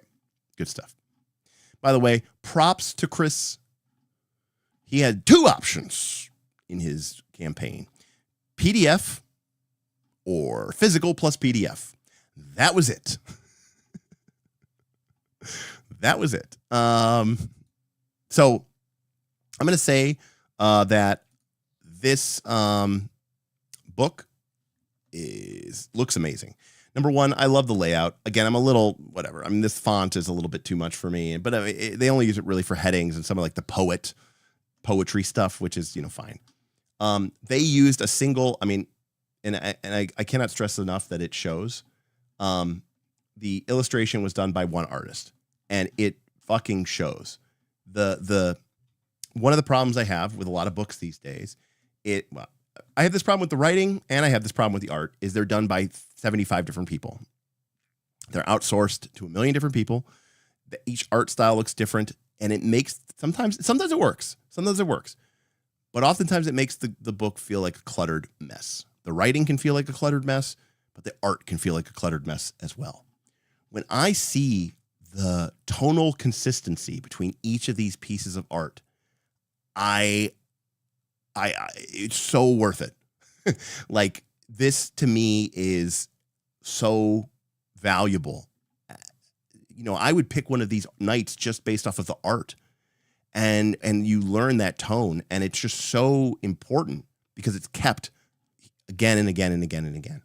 Now, even if you're working with multiple artists, good art direction can still get you there most of the time. But when you have a book like this, which is written by one person and illustrated by one person, and then Sarah came in and she did some editing and maybe some cleaning up and added a few notes, but predominantly and principally you're working one person. This is like Elton John and Bernie, whatever his name is, right? One person does the music, one person does the lyrics. That's their role. They do it, and then everything else is drawn from there. That's incredible. Like, the lack of people who worked on this book is fucking awesome. Taubman. Thank you, James Scott. So, love that. And I get that. Not everybody can do that. Not everybody has the ability to do that. Timelines, the whole shebang. I get it. I mean, look at the copyright. I mean, this game was under development for like over 2 years. And this game is just an evolution of an already earlier game in the form of Electric Bastionland and Into the Odds. So some of the playtesting and some of the heavy lifting kind of had already been done. But I have almost no complaints about this game. I really don't, actually. Like, this, again, it's not a review because I haven't played it. I have played Into the Odd once at Gen Con. But yeah, I don't know. Like, there's definitely, like I said, there's definitely kind of a psychedelic element to that, kind of like what we saw with Heart. But you know, I think the system seems quick, fast, easy. Just, yeah. I mean, just good to go. I mean, I don't know what else to say. Oh,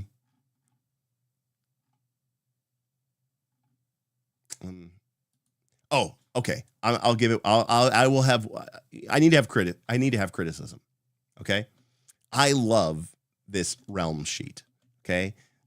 12 by 12 hexes, perfect. 144 hexes, perfect.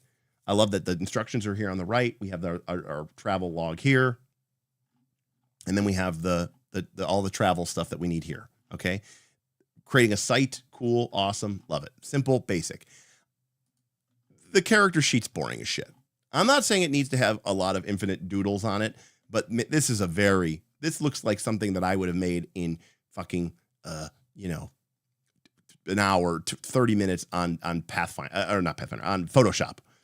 Like this is a boring character sheet. Like for a game that has fucking art like this, for a game that has art like this, to have a character sheet that looks like this is like, that is a big womp womp for me personally. But yeah. You know what I could have also done with this game? You know what I think would have been cool? I'm assuming that this is for your character's what's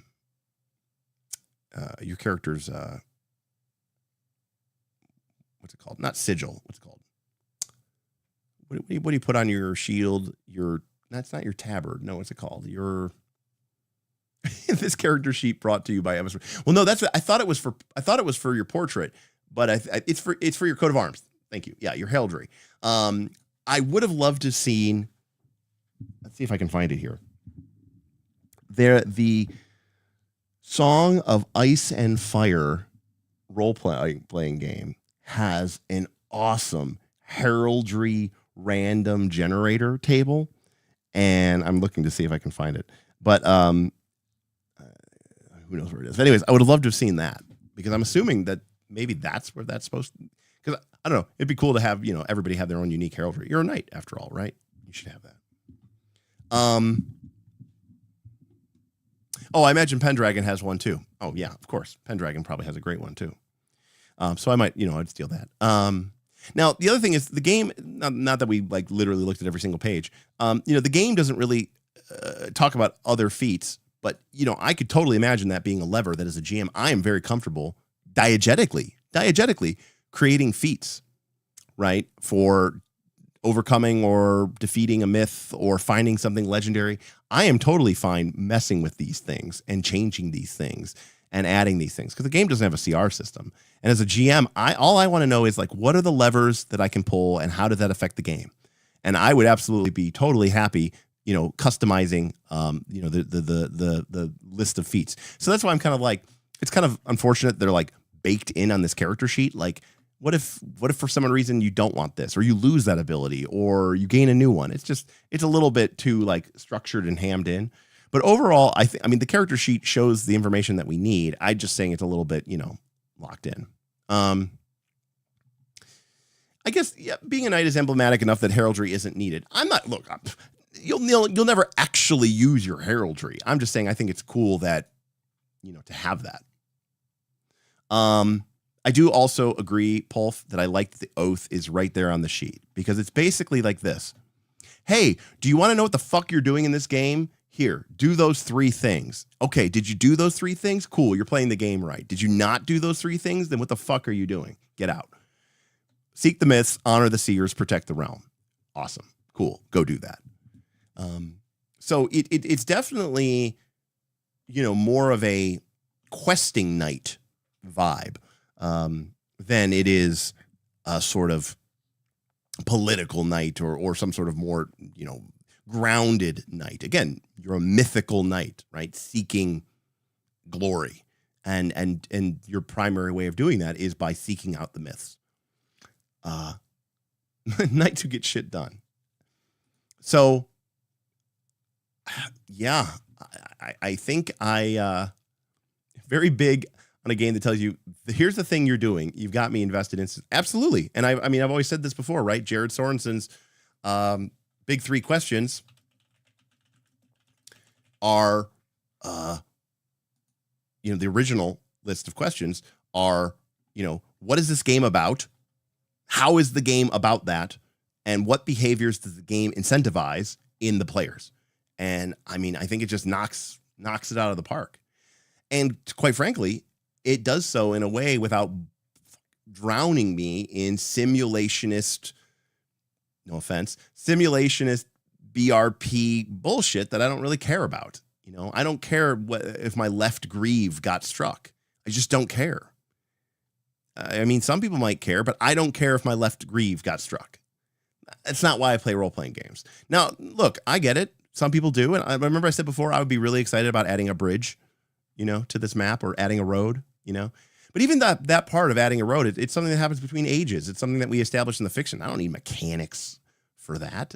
It's not about the mechanics. It's just about the idea of it. So yeah, I have no notes, really, honestly. I don't. Maybe creating the realm would, I guess part of the fun is like, you don't want to really collaboratively world build because the players should be exploring, and finding these locations. If they know where the locations are, it kind of takes some of the fun out of it. So the element of discovery there is legitimate. And I do appreciate that. I like that. It gives the players a reason to quest. And of course, instead of just wandering aimlessly, there's a whole section there where they talk about the rumors that you can find. And of course, remember, as you're traveling the world, right? Like if we generate a random, let's generate a random myth. Okay, we got 211. The dwarf. Fuck the dwarf.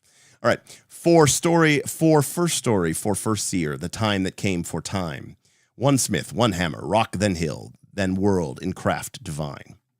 So the dwarf is drawed of the first forge, driven by a creative urge, feels nothing else.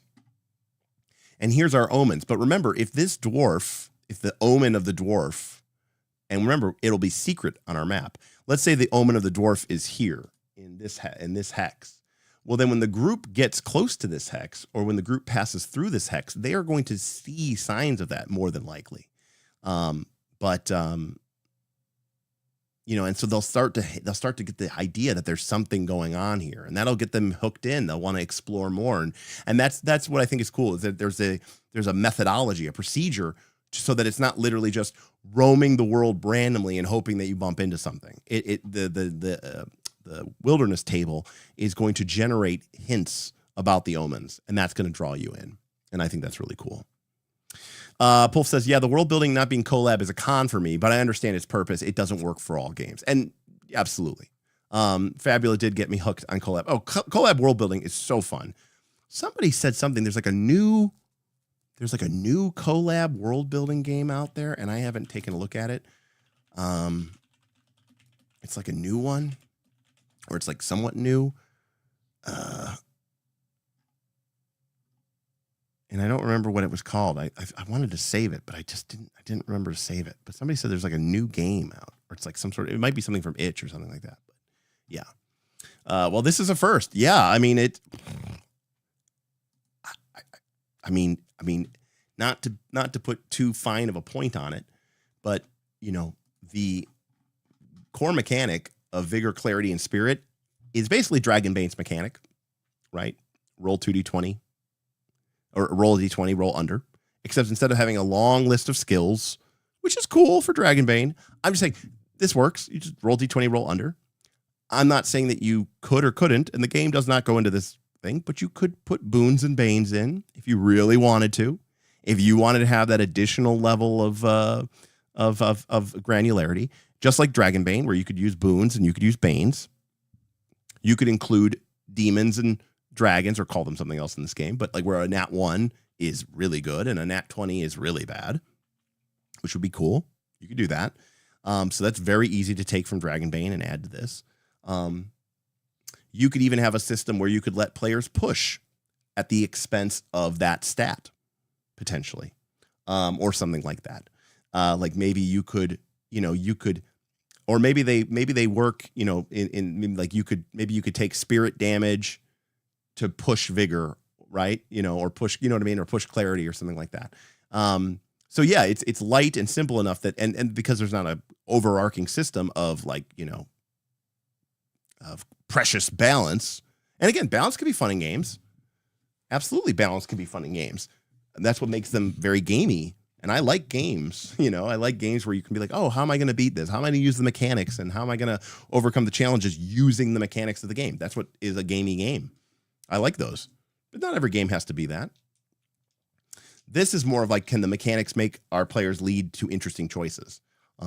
And I think that's awesome. Blink twice if I need help. Well, I do need help, but you all have really helped me out tonight. Again, I set this tip goal up to be sort of like a goal for the rest of the month. And you guys knocked out half of it in one go. So, you all are helping in your own way. So I really, really appreciate it. Because honestly, if I'm being honest right now, these two, Kaz and Ro, our two fosters, are probably the single greatest source of my stress right now. Just because I know they need to get into a home, and I know that the longer they stay with us, the harder it's going to be for them, the harder it's going to be for us when they do go. And I just don't have a clear path forward on what the best. And I'm super worried, if I'm being honest. Like, I don't want them to end up in a bad home, So helping support them and helping me and sort of deal with that is, I think, probably the single best way that you can help me right now. And you are right, Pulf. A lot of people have taken, the into the odds concept and just taken from it and spun stuff off. So very hackable. And a game like this, again, it is more hackable because, remember, like I said, they're games that are very complex. They don't necessarily have to be complicated, but games that are complex are like, in my opinion, they're a lot like watches. Like you don't go fucking around inside of this thing. You don't just start going, I'm going to rip something off and add something new. That's going to fuck your watch up. It's going to break and it's not going to tell the time right. Thaddeus. $10. Cheers for a commentless first look. Glad to help out the puppers. Well, thank you so much, Thaddeus. I really, really appreciate it. I was talking earlier, Thaddeus, about GM Scott's Wizard, and I was saying how, unfortunately, you have to leave the campaign, but one of the things that you commented on was like you didn't feel like you had a chance to really explore the wizard mechanics. And one of the things I told GM Scott has not cast a spell yet the entire campaign, but he finally learned some spells and went to town and made some scrolls. So he's hoping that he's finally going to be able to make some to actually cast some spells. And I was like, it is something weird. One of the things I complain about in games is like when you choose to be a mage and then you don't really cast spells. It's kind of a weird thing. So I was actually basically I was agreeing with you earlier. Very, very, very, very, very, very, very, very, very appreciated for all the support for the puppers. Get them taken care of, and then I can start figuring stuff out, like how we're gonna, build this channel up and what we're gonna do next and how we're gonna go for that. And Thaddeus, exactly what I said. I said, I suppose that's kind of the way it was in old school D&D. You got one random spell and it might suck and you don't know what's your spell? I can cast Tensor's Floating Disc. That's the only spell I can cast. And then cut to, 5 or 10 levels later where you're like, I can instantly kill everyone and, there's nothing that can stop me. So yeah, I guess that's kind of like the arc that they were going for as well. Well, it's not a review, but, were I thinking of Mappa Imperium?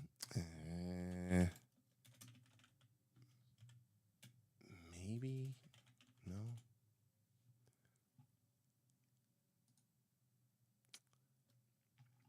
Maybe. It's possible.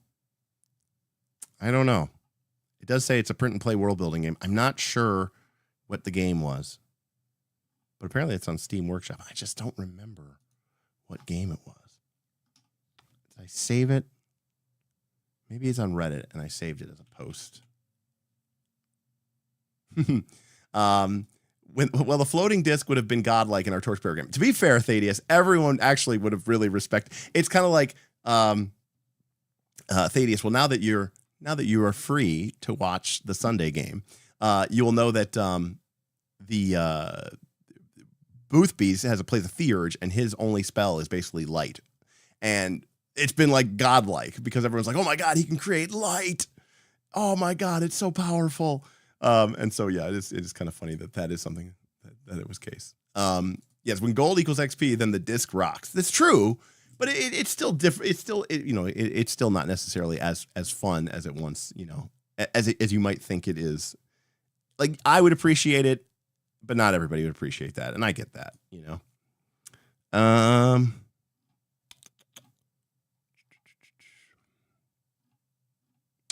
don't remember what the game was, man. I remember being like, oh, I need to remember this and save this for later.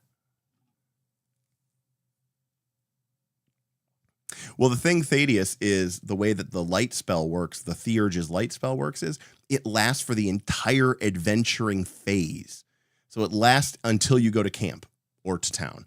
So it literally could last 8 turns of the grind, 10 turns of the grind. And it's free, and it's as bright as a lantern, and it doesn't tick down. It's just like super powerful. Yes, true, the Theurge's head might explode because he cast light. But, all things considered, it's pretty sweet when, like, everybody else is sitting here like, oh my God, how are we going to have enough light? And our torches are burning out and blah, blah, blah, blah, blah. Man, I wish I could remember that game. Right, you can also cast it onto, it specifically says you could put it onto a shield or a shield or a spear, so it doesn't even take up your hand slot. Yeah. I guess that's the benefit for taking the risk of having your head exploding. Correct. Yeah, I do not remember what this game system was, man. I have to figure it out. And that's true. You guys probably would have TPK'd if it wasn't for that light spell. So there is that. So not a review, but I would play the shit out of this game. This seems awesome. This is electric ultraviolet grasslands was 2 rules light. This game is not. This game to me is still a game. This game to me still has structure. It still has resources. There's still a number of levers. Your vigor, your clarity, your spirit, your guard total, your armor, your different weapon types. And that is very appealing to me. It's rules enough. Thaddeus, exactly right. That is exactly right.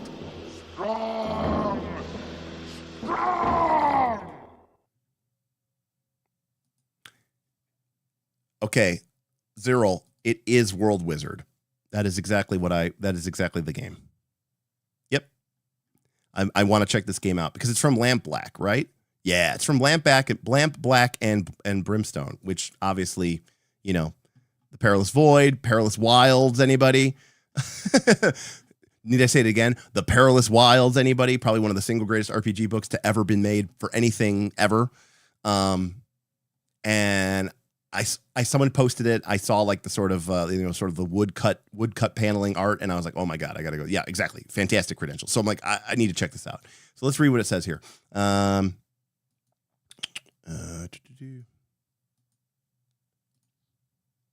Okay, it says.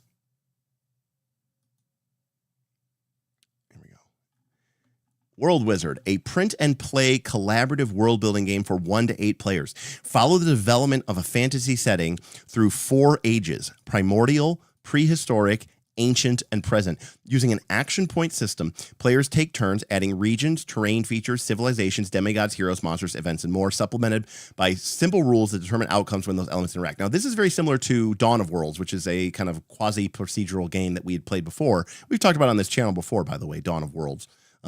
If you haven't used it yet, Dawn of Worlds PDF RPG. It's like free. Yeah, you can find it here at clanwebsite.org. Hopefully not what that means, but it's like an old text document. This is probably, I don't even know how old this is. 2005 is when this came out. So this is very old. But now I'm like, oh my God, what is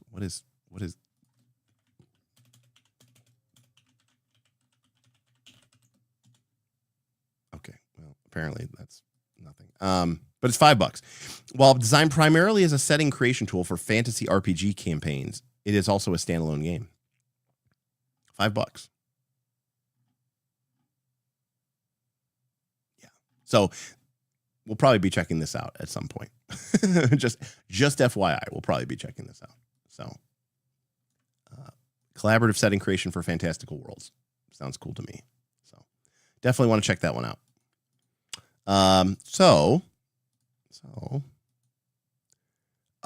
Anyways, this is not Rules Light. This is Rules of Knife. Have I checked out Perilous Void? I think I bought it. I don't know that I've read it yet. So no. Can I be honest with you? Can I actually tell you a secret? You know what the single greatest disappointing thing to me, like ever, is when I first discovered Perilous Wilds. I was like, this is so cool. Okay. And if you don't know, here, I'll bring it up. Okay. When I first discovered Perilous Wilds, I was like, oh my God, this thing is so cool. Perilous Wilds, this is so cool. This is so good. It's amazing. And then when I discovered that there was a book called Perilous Deeps, and I was like, oh my God, is it like a super, super deep, dive, right? So I was like, Perilous Wilds is amazing. And then I saw Perilous Deeps. I was like, oh, is that the same thing but for dungeons? But like, cause like they do cover dungeons in Perilous Wilds, but it's like a very cursory dip into it. I was like, did they do that? And it's not. It's just like 20 pre-generated dungeons. Yeah. Oh, no, not even. It's 6. And they're designed by like famous PBTA people like Jason Lutz, John Stone Metzger, Adam Kobil.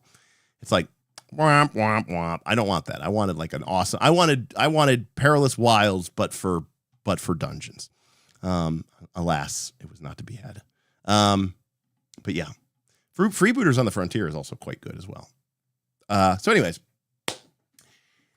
I don't have a lot to say here. I haven't played it, but would I hack this game? Yeah, because I think there are elements that I think you could easily add. You could add elements for Forbidden Lands if you wanted to make the overland travel a little bit more resource procedural. If you wanted to add some more survivalism to it, you could add in your own custom feats, your own custom passions, your own custom abilities. Easy to add in custom rules, and it won't break the game because there's a framework there. But it's very, very robust because it's so simple. But it's not so simple that there's nothing to grab onto. You have some core critical ideas that tie back to mechanics. We know that losing vigor, clarity, or spirit has an impact. And you could play around with that so many different ways. The Gambit system, I think, is incredible. I think it would be fast and fun to be building these sort of communal dice pools and then building and spending them appropriately. It's similar to Legend of the Five Rings or Genesis system, how you can use the dice pool to tell stories. When the players all roll their dice and you're looking at it and you're using these dice to buy gambits or to upgrade things, that's part of you telling the story. When you roll it and you remove one of those dice to disarm an opponent, well, then that's what your character did during that combat exchange. And I think that's really, really cool. And that also means I think Theater of the Mind combat will roll and run very quickly. The hex crawl map system seems amazing and awesome. The knights seem, like I said, mythic in a sort of Greek. Yeah. Like Aegon's resolution system. Yeah, very, very, very similar Thaddeus. The knights is where the fantasy injection comes in full throttle, and the game becomes a little bit more weird, a little bit more psychedelic, a little bit more mythical. You know, and I mean that in the Greek myth sense. These are not the seers of, just like a little old lady. They're weird and they're strange, and I think it's great. I think the seers sound awesome. They should be scary and powerful. They seem almost not right. And I think that's what's really, really cool, because in myth, that's, they're not necessarily forces of good. They are just forces, which is cool. Very cool. And again, there are elements there that made me think of Oath, which is a game that's been like just bubbling in my mind since I started playing, or since I first played it like a couple years ago. I think about that game a lot. The way that the game makes me feel when I'm playing it, and how the stories end up coming out of this arguably a procedural war game, and how it ends up telling these really interesting and compelling stories of this evolving land and the people's ties to it. If you're going to Origins this year, I'm bringing Oath. You should definitely get in my Oath game. Yeah, it's going to be cool. I really like this. I'm glad I kickstarted it. Chris, fucking top notch marks, man. There was almost nothing. And again, aside from some random things that I saw that, like the font, which is more of a stylistic thing. And again, it's not an issue because it's not a real thing. My only real complaint is the character sheet sucks, but that's something that, in terms of its looking, but I'm sure, that's something that other people can add and make easily. I'm sure there's very open licenses to do that. I would love to play this game with people. I would love this is the type of game I probably would like to play too. So yeah, and apparently, if I look at my updates, the Kickstarter update.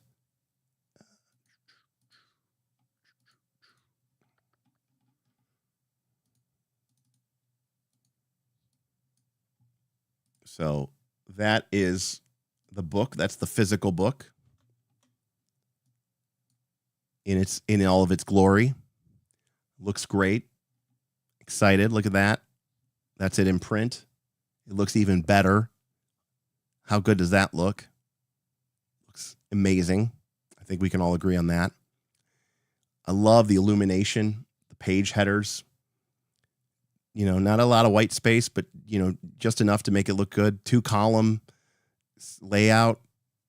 This just looks amazing. Chris, your success is well earned, my friend. If I see you at Gen Con, I'll buy you a drink. I'm excited. I'm excited to play this game. So, yeah. Top notch. I don't usually do this, but I'm kind of a fan of this. I don't really have a whole lot of comments to make. The game seems like you could teach this game in 5 minutes. Most of the other stuff is just stuff that you would just do. You would just pick it up naturally as just playing the game. Everything's on your character sheet that you need to know, and you just go from there.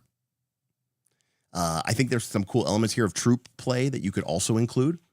Kind of maybe some Ars Magica stuff where, like, as your characters become more important knights, that some of the less important knights in your entourage, you kind of get into a troop style play, and maybe you play as a squire of another knight going on a quest. So you could, that would change kind of the tone of the game from the company aspect, but you could have sort of a retinue and you maybe be a little bit more expendable in a very similar way to Ars Magica, where you have the what are they called? You have the mages, and then you have what are they called? The followers, the companions, but then you also have the grogs, or whatever they're called. The grogs, I think is what they're called, where they're like the red shirts. And that would be, that would be kind of cool. It would be really cool too. Honestly, I would love to play a game like this where one character is the knight, okay? And they're like, the knight, the same way that the mage is the mage. And then you have a couple players, who are playing companions, squires, important aide de camps, people that can whatever, but probably principally and predominantly squires. And then one player is grogs with an S, and they play as like a warband.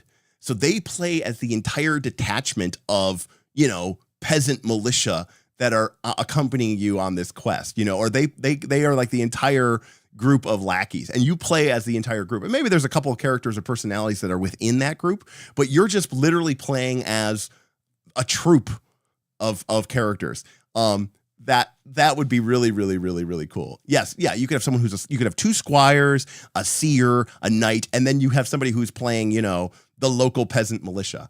I think that would actually be a fun one shot as well, for sure. Yeah, I think that'd be really, really cool.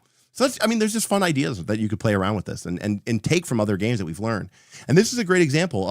A lot of times my problems is some games are really complicated and some games are really complex. And that's not a bad thing, but I find it difficult to fuck with them. I know, listen, anybody could fuck with them. Derek could fuck with this watch. I would probably fuck it up. And in fact, I know I would. And some people are okay with that. They're like, I want my watch to also tell me the temperature. So I'm totally fine taking a thermometer and getting some hot glue and some super glue and jamming it on here. And yeah, sure, it's not really comfortable to wear my wrist anymore. And there's a good chance it'll break as soon as I use it, but it works. It works. And that's okay. I don't like to do that. But I also find that there's some rules light games that are so rules light, it's like, what are we doing here? Like, what is there there's nothing for me to Jenga. There's nothing for me to work with. So I think it was Thaddeus who said it's rules enough. Yes. And I think that is exceptionally well said. And that's maybe even one of my favorite terms that we've ever come up with during one of these streams, because I think that that's exactly what this game felt like to me. It felt like it was, the how much rules do I need to actually make this thing work, and not any less than that, but not any more than that either. And I think that that's really, really good. That's a really good amount. This game blends a lot of concepts together, and Dragonbanifies them, all of them. Yes. And again, I get it. There's no skills, and I know that a lot of people like skills, and I like all that stuff too. Yeah, it's fine. But I think this is a good mix. I think this is a good balance. There's a reason other games exist. Is this game going to replace all games on your shelf? Fuck no. This game is not going to replace all games on your shelf. But I think this is a game. Here, you want to hear a litmus test? Here's a litmus test that I think this game passes. I think what we went over today would really appeal to Smith. And I think he would be excited to play this game. But I also think it would appeal to Bob. And I think he'd be excited to play this game. And when you have a game that can appeal to those two people at the same time, and for kind of some of the same reasons, but also kind of different reasons, the third person in the triune, but it also appeals to me as a game master. That is a very powerful triangle, my friends, because that is three very, very different kind of competing ideas and idea sets. Bob would be attracted to the idea of being a knight and the simple rules and how fun it sounds and like the cool, weird factors. Smith would be drawn in by the powers of the myth and the ideas of, establishing a dominion and a legion and your legacy and building up the retinue of your knights and sort of dealing with this. And I, as a GM, and then also very engaged with the hex crawl and the myth. So it's like, that's very powerful. But then as a GM, I would love this because of the ability for the game. It's kind of, the kind of PBTA-fied essence of the game, which to me feels like it gives me as a GM agency to do what I want to do without just doing it by fiat and doing it by fudge. So it just strikes a lot of right chords for me. This was a great tour of Mythic Bastionland. Looking forward to getting my physical copy, as am I, Dr. Stevel. There's so many things in there. You could play for a very long time before you would get bored, for sure. Bob would be a Lance Knight every time. Well, I'm gonna wrap it up. It's almost 11, so that was a long one. But I had a lot of fun with this. This was great. Cannot complain. I don't know what we're gonna be doing next. You guys did great tonight. Really coming out and showing some support for the doggos. I really appreciate. We always have a super chat goal, and I would be happy to fill my super chat goal. But it really thanks everybody for putting those money to the tip. That's my number one concern. And also I get a bigger percentage of the tips. So thank you to Jackal Torn Moons, Dr. Waits, Zymel, Omnisciatoad, Optimancer Max, Sully Tames, Erica, Ludoite, Boothby, GM Scott, and Thaddeus. You all came out today and really supported the hell out of me, and I really appreciate that. Especially not just for the dogs, but also for me. Obviously, I am entering a new scary realm. I got a severance package when my company laid me off. I didn't get fired. I got laid off, and they were, it was unfortunate, and they did take care of me for a little bit. But coming up soon, my paychecks, I basically am no longer receiving a paycheck anymore. Starting in 2 days. So I will get my last paycheck. So what that means for me in the future is any income I have is only going to be from this stream. So, from this channel. So, it's scary, exciting, but scary, but mostly exciting. And I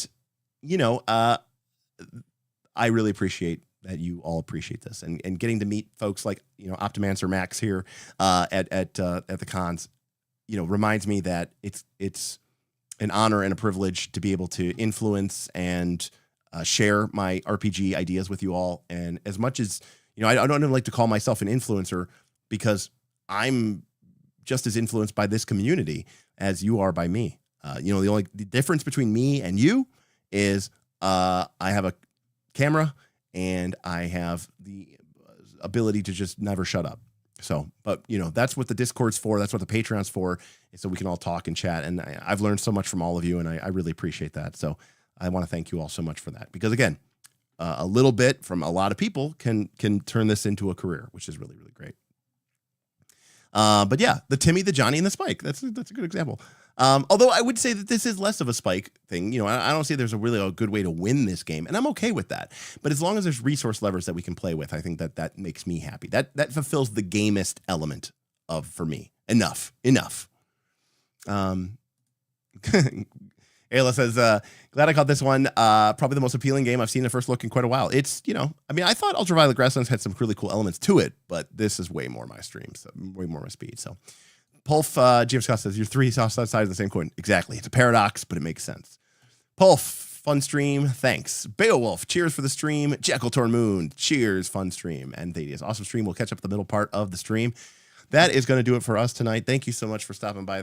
Thank you so much for supporting this channel. It means the world to me. A reminder, if you want to support us for free, then you can do so at twitch.tv/nightsoflastcall. If you have Amazon Prime, you can shoot over there. You can link up your Amazon account, and you can drop every month. You can drop me a free Prime sub. It costs you absolutely nothing if you have Amazon Prime. It's a couple bucks in my pocket every month that you do it, but it makes a big difference to me over the long term. If you are going to support the channel, though, I really appreciate that, and I would highly encourage you to check us out at patreon.com/nightsoflastcall. Not only do you get access to our behind-the-scenes streams and special Patreon-only streams, like, for example, our second Torchbearer campaign, if you've been enjoying that. We have 2 Torchbearer campaigns. Only one is public. But also our Discord, which is only available to our patrons. And it's a unique and crazy and awesome gaming community full of a lot of different games, playing a lot of different types of games. Tons of Pathfinder 2, if you're into that, because our Northern Reaches campaign, Season 3, is ongoing right now. But also everything from Call of Cthulhu to Fabula Ultima, to, well, probably this game in the coming weeks, because I liked it, and that usually causes people to want to play it. So thanks so much if you did that. And if none of those things appeal to you, or you're not a Prime member, I really would appreciate you liking and subscribing and staying tuned for our next one. We go live Tuesdays and Thursdays evenings almost every week, but there's also random ones too. So you might make sure click that bell so you get notified if we do a random stream at some random time. More likely to happen now because I'm unemployed. Thank you so much for joining me, and we'll see you next time on Knights of Last Call. Good night, everybody. Peace.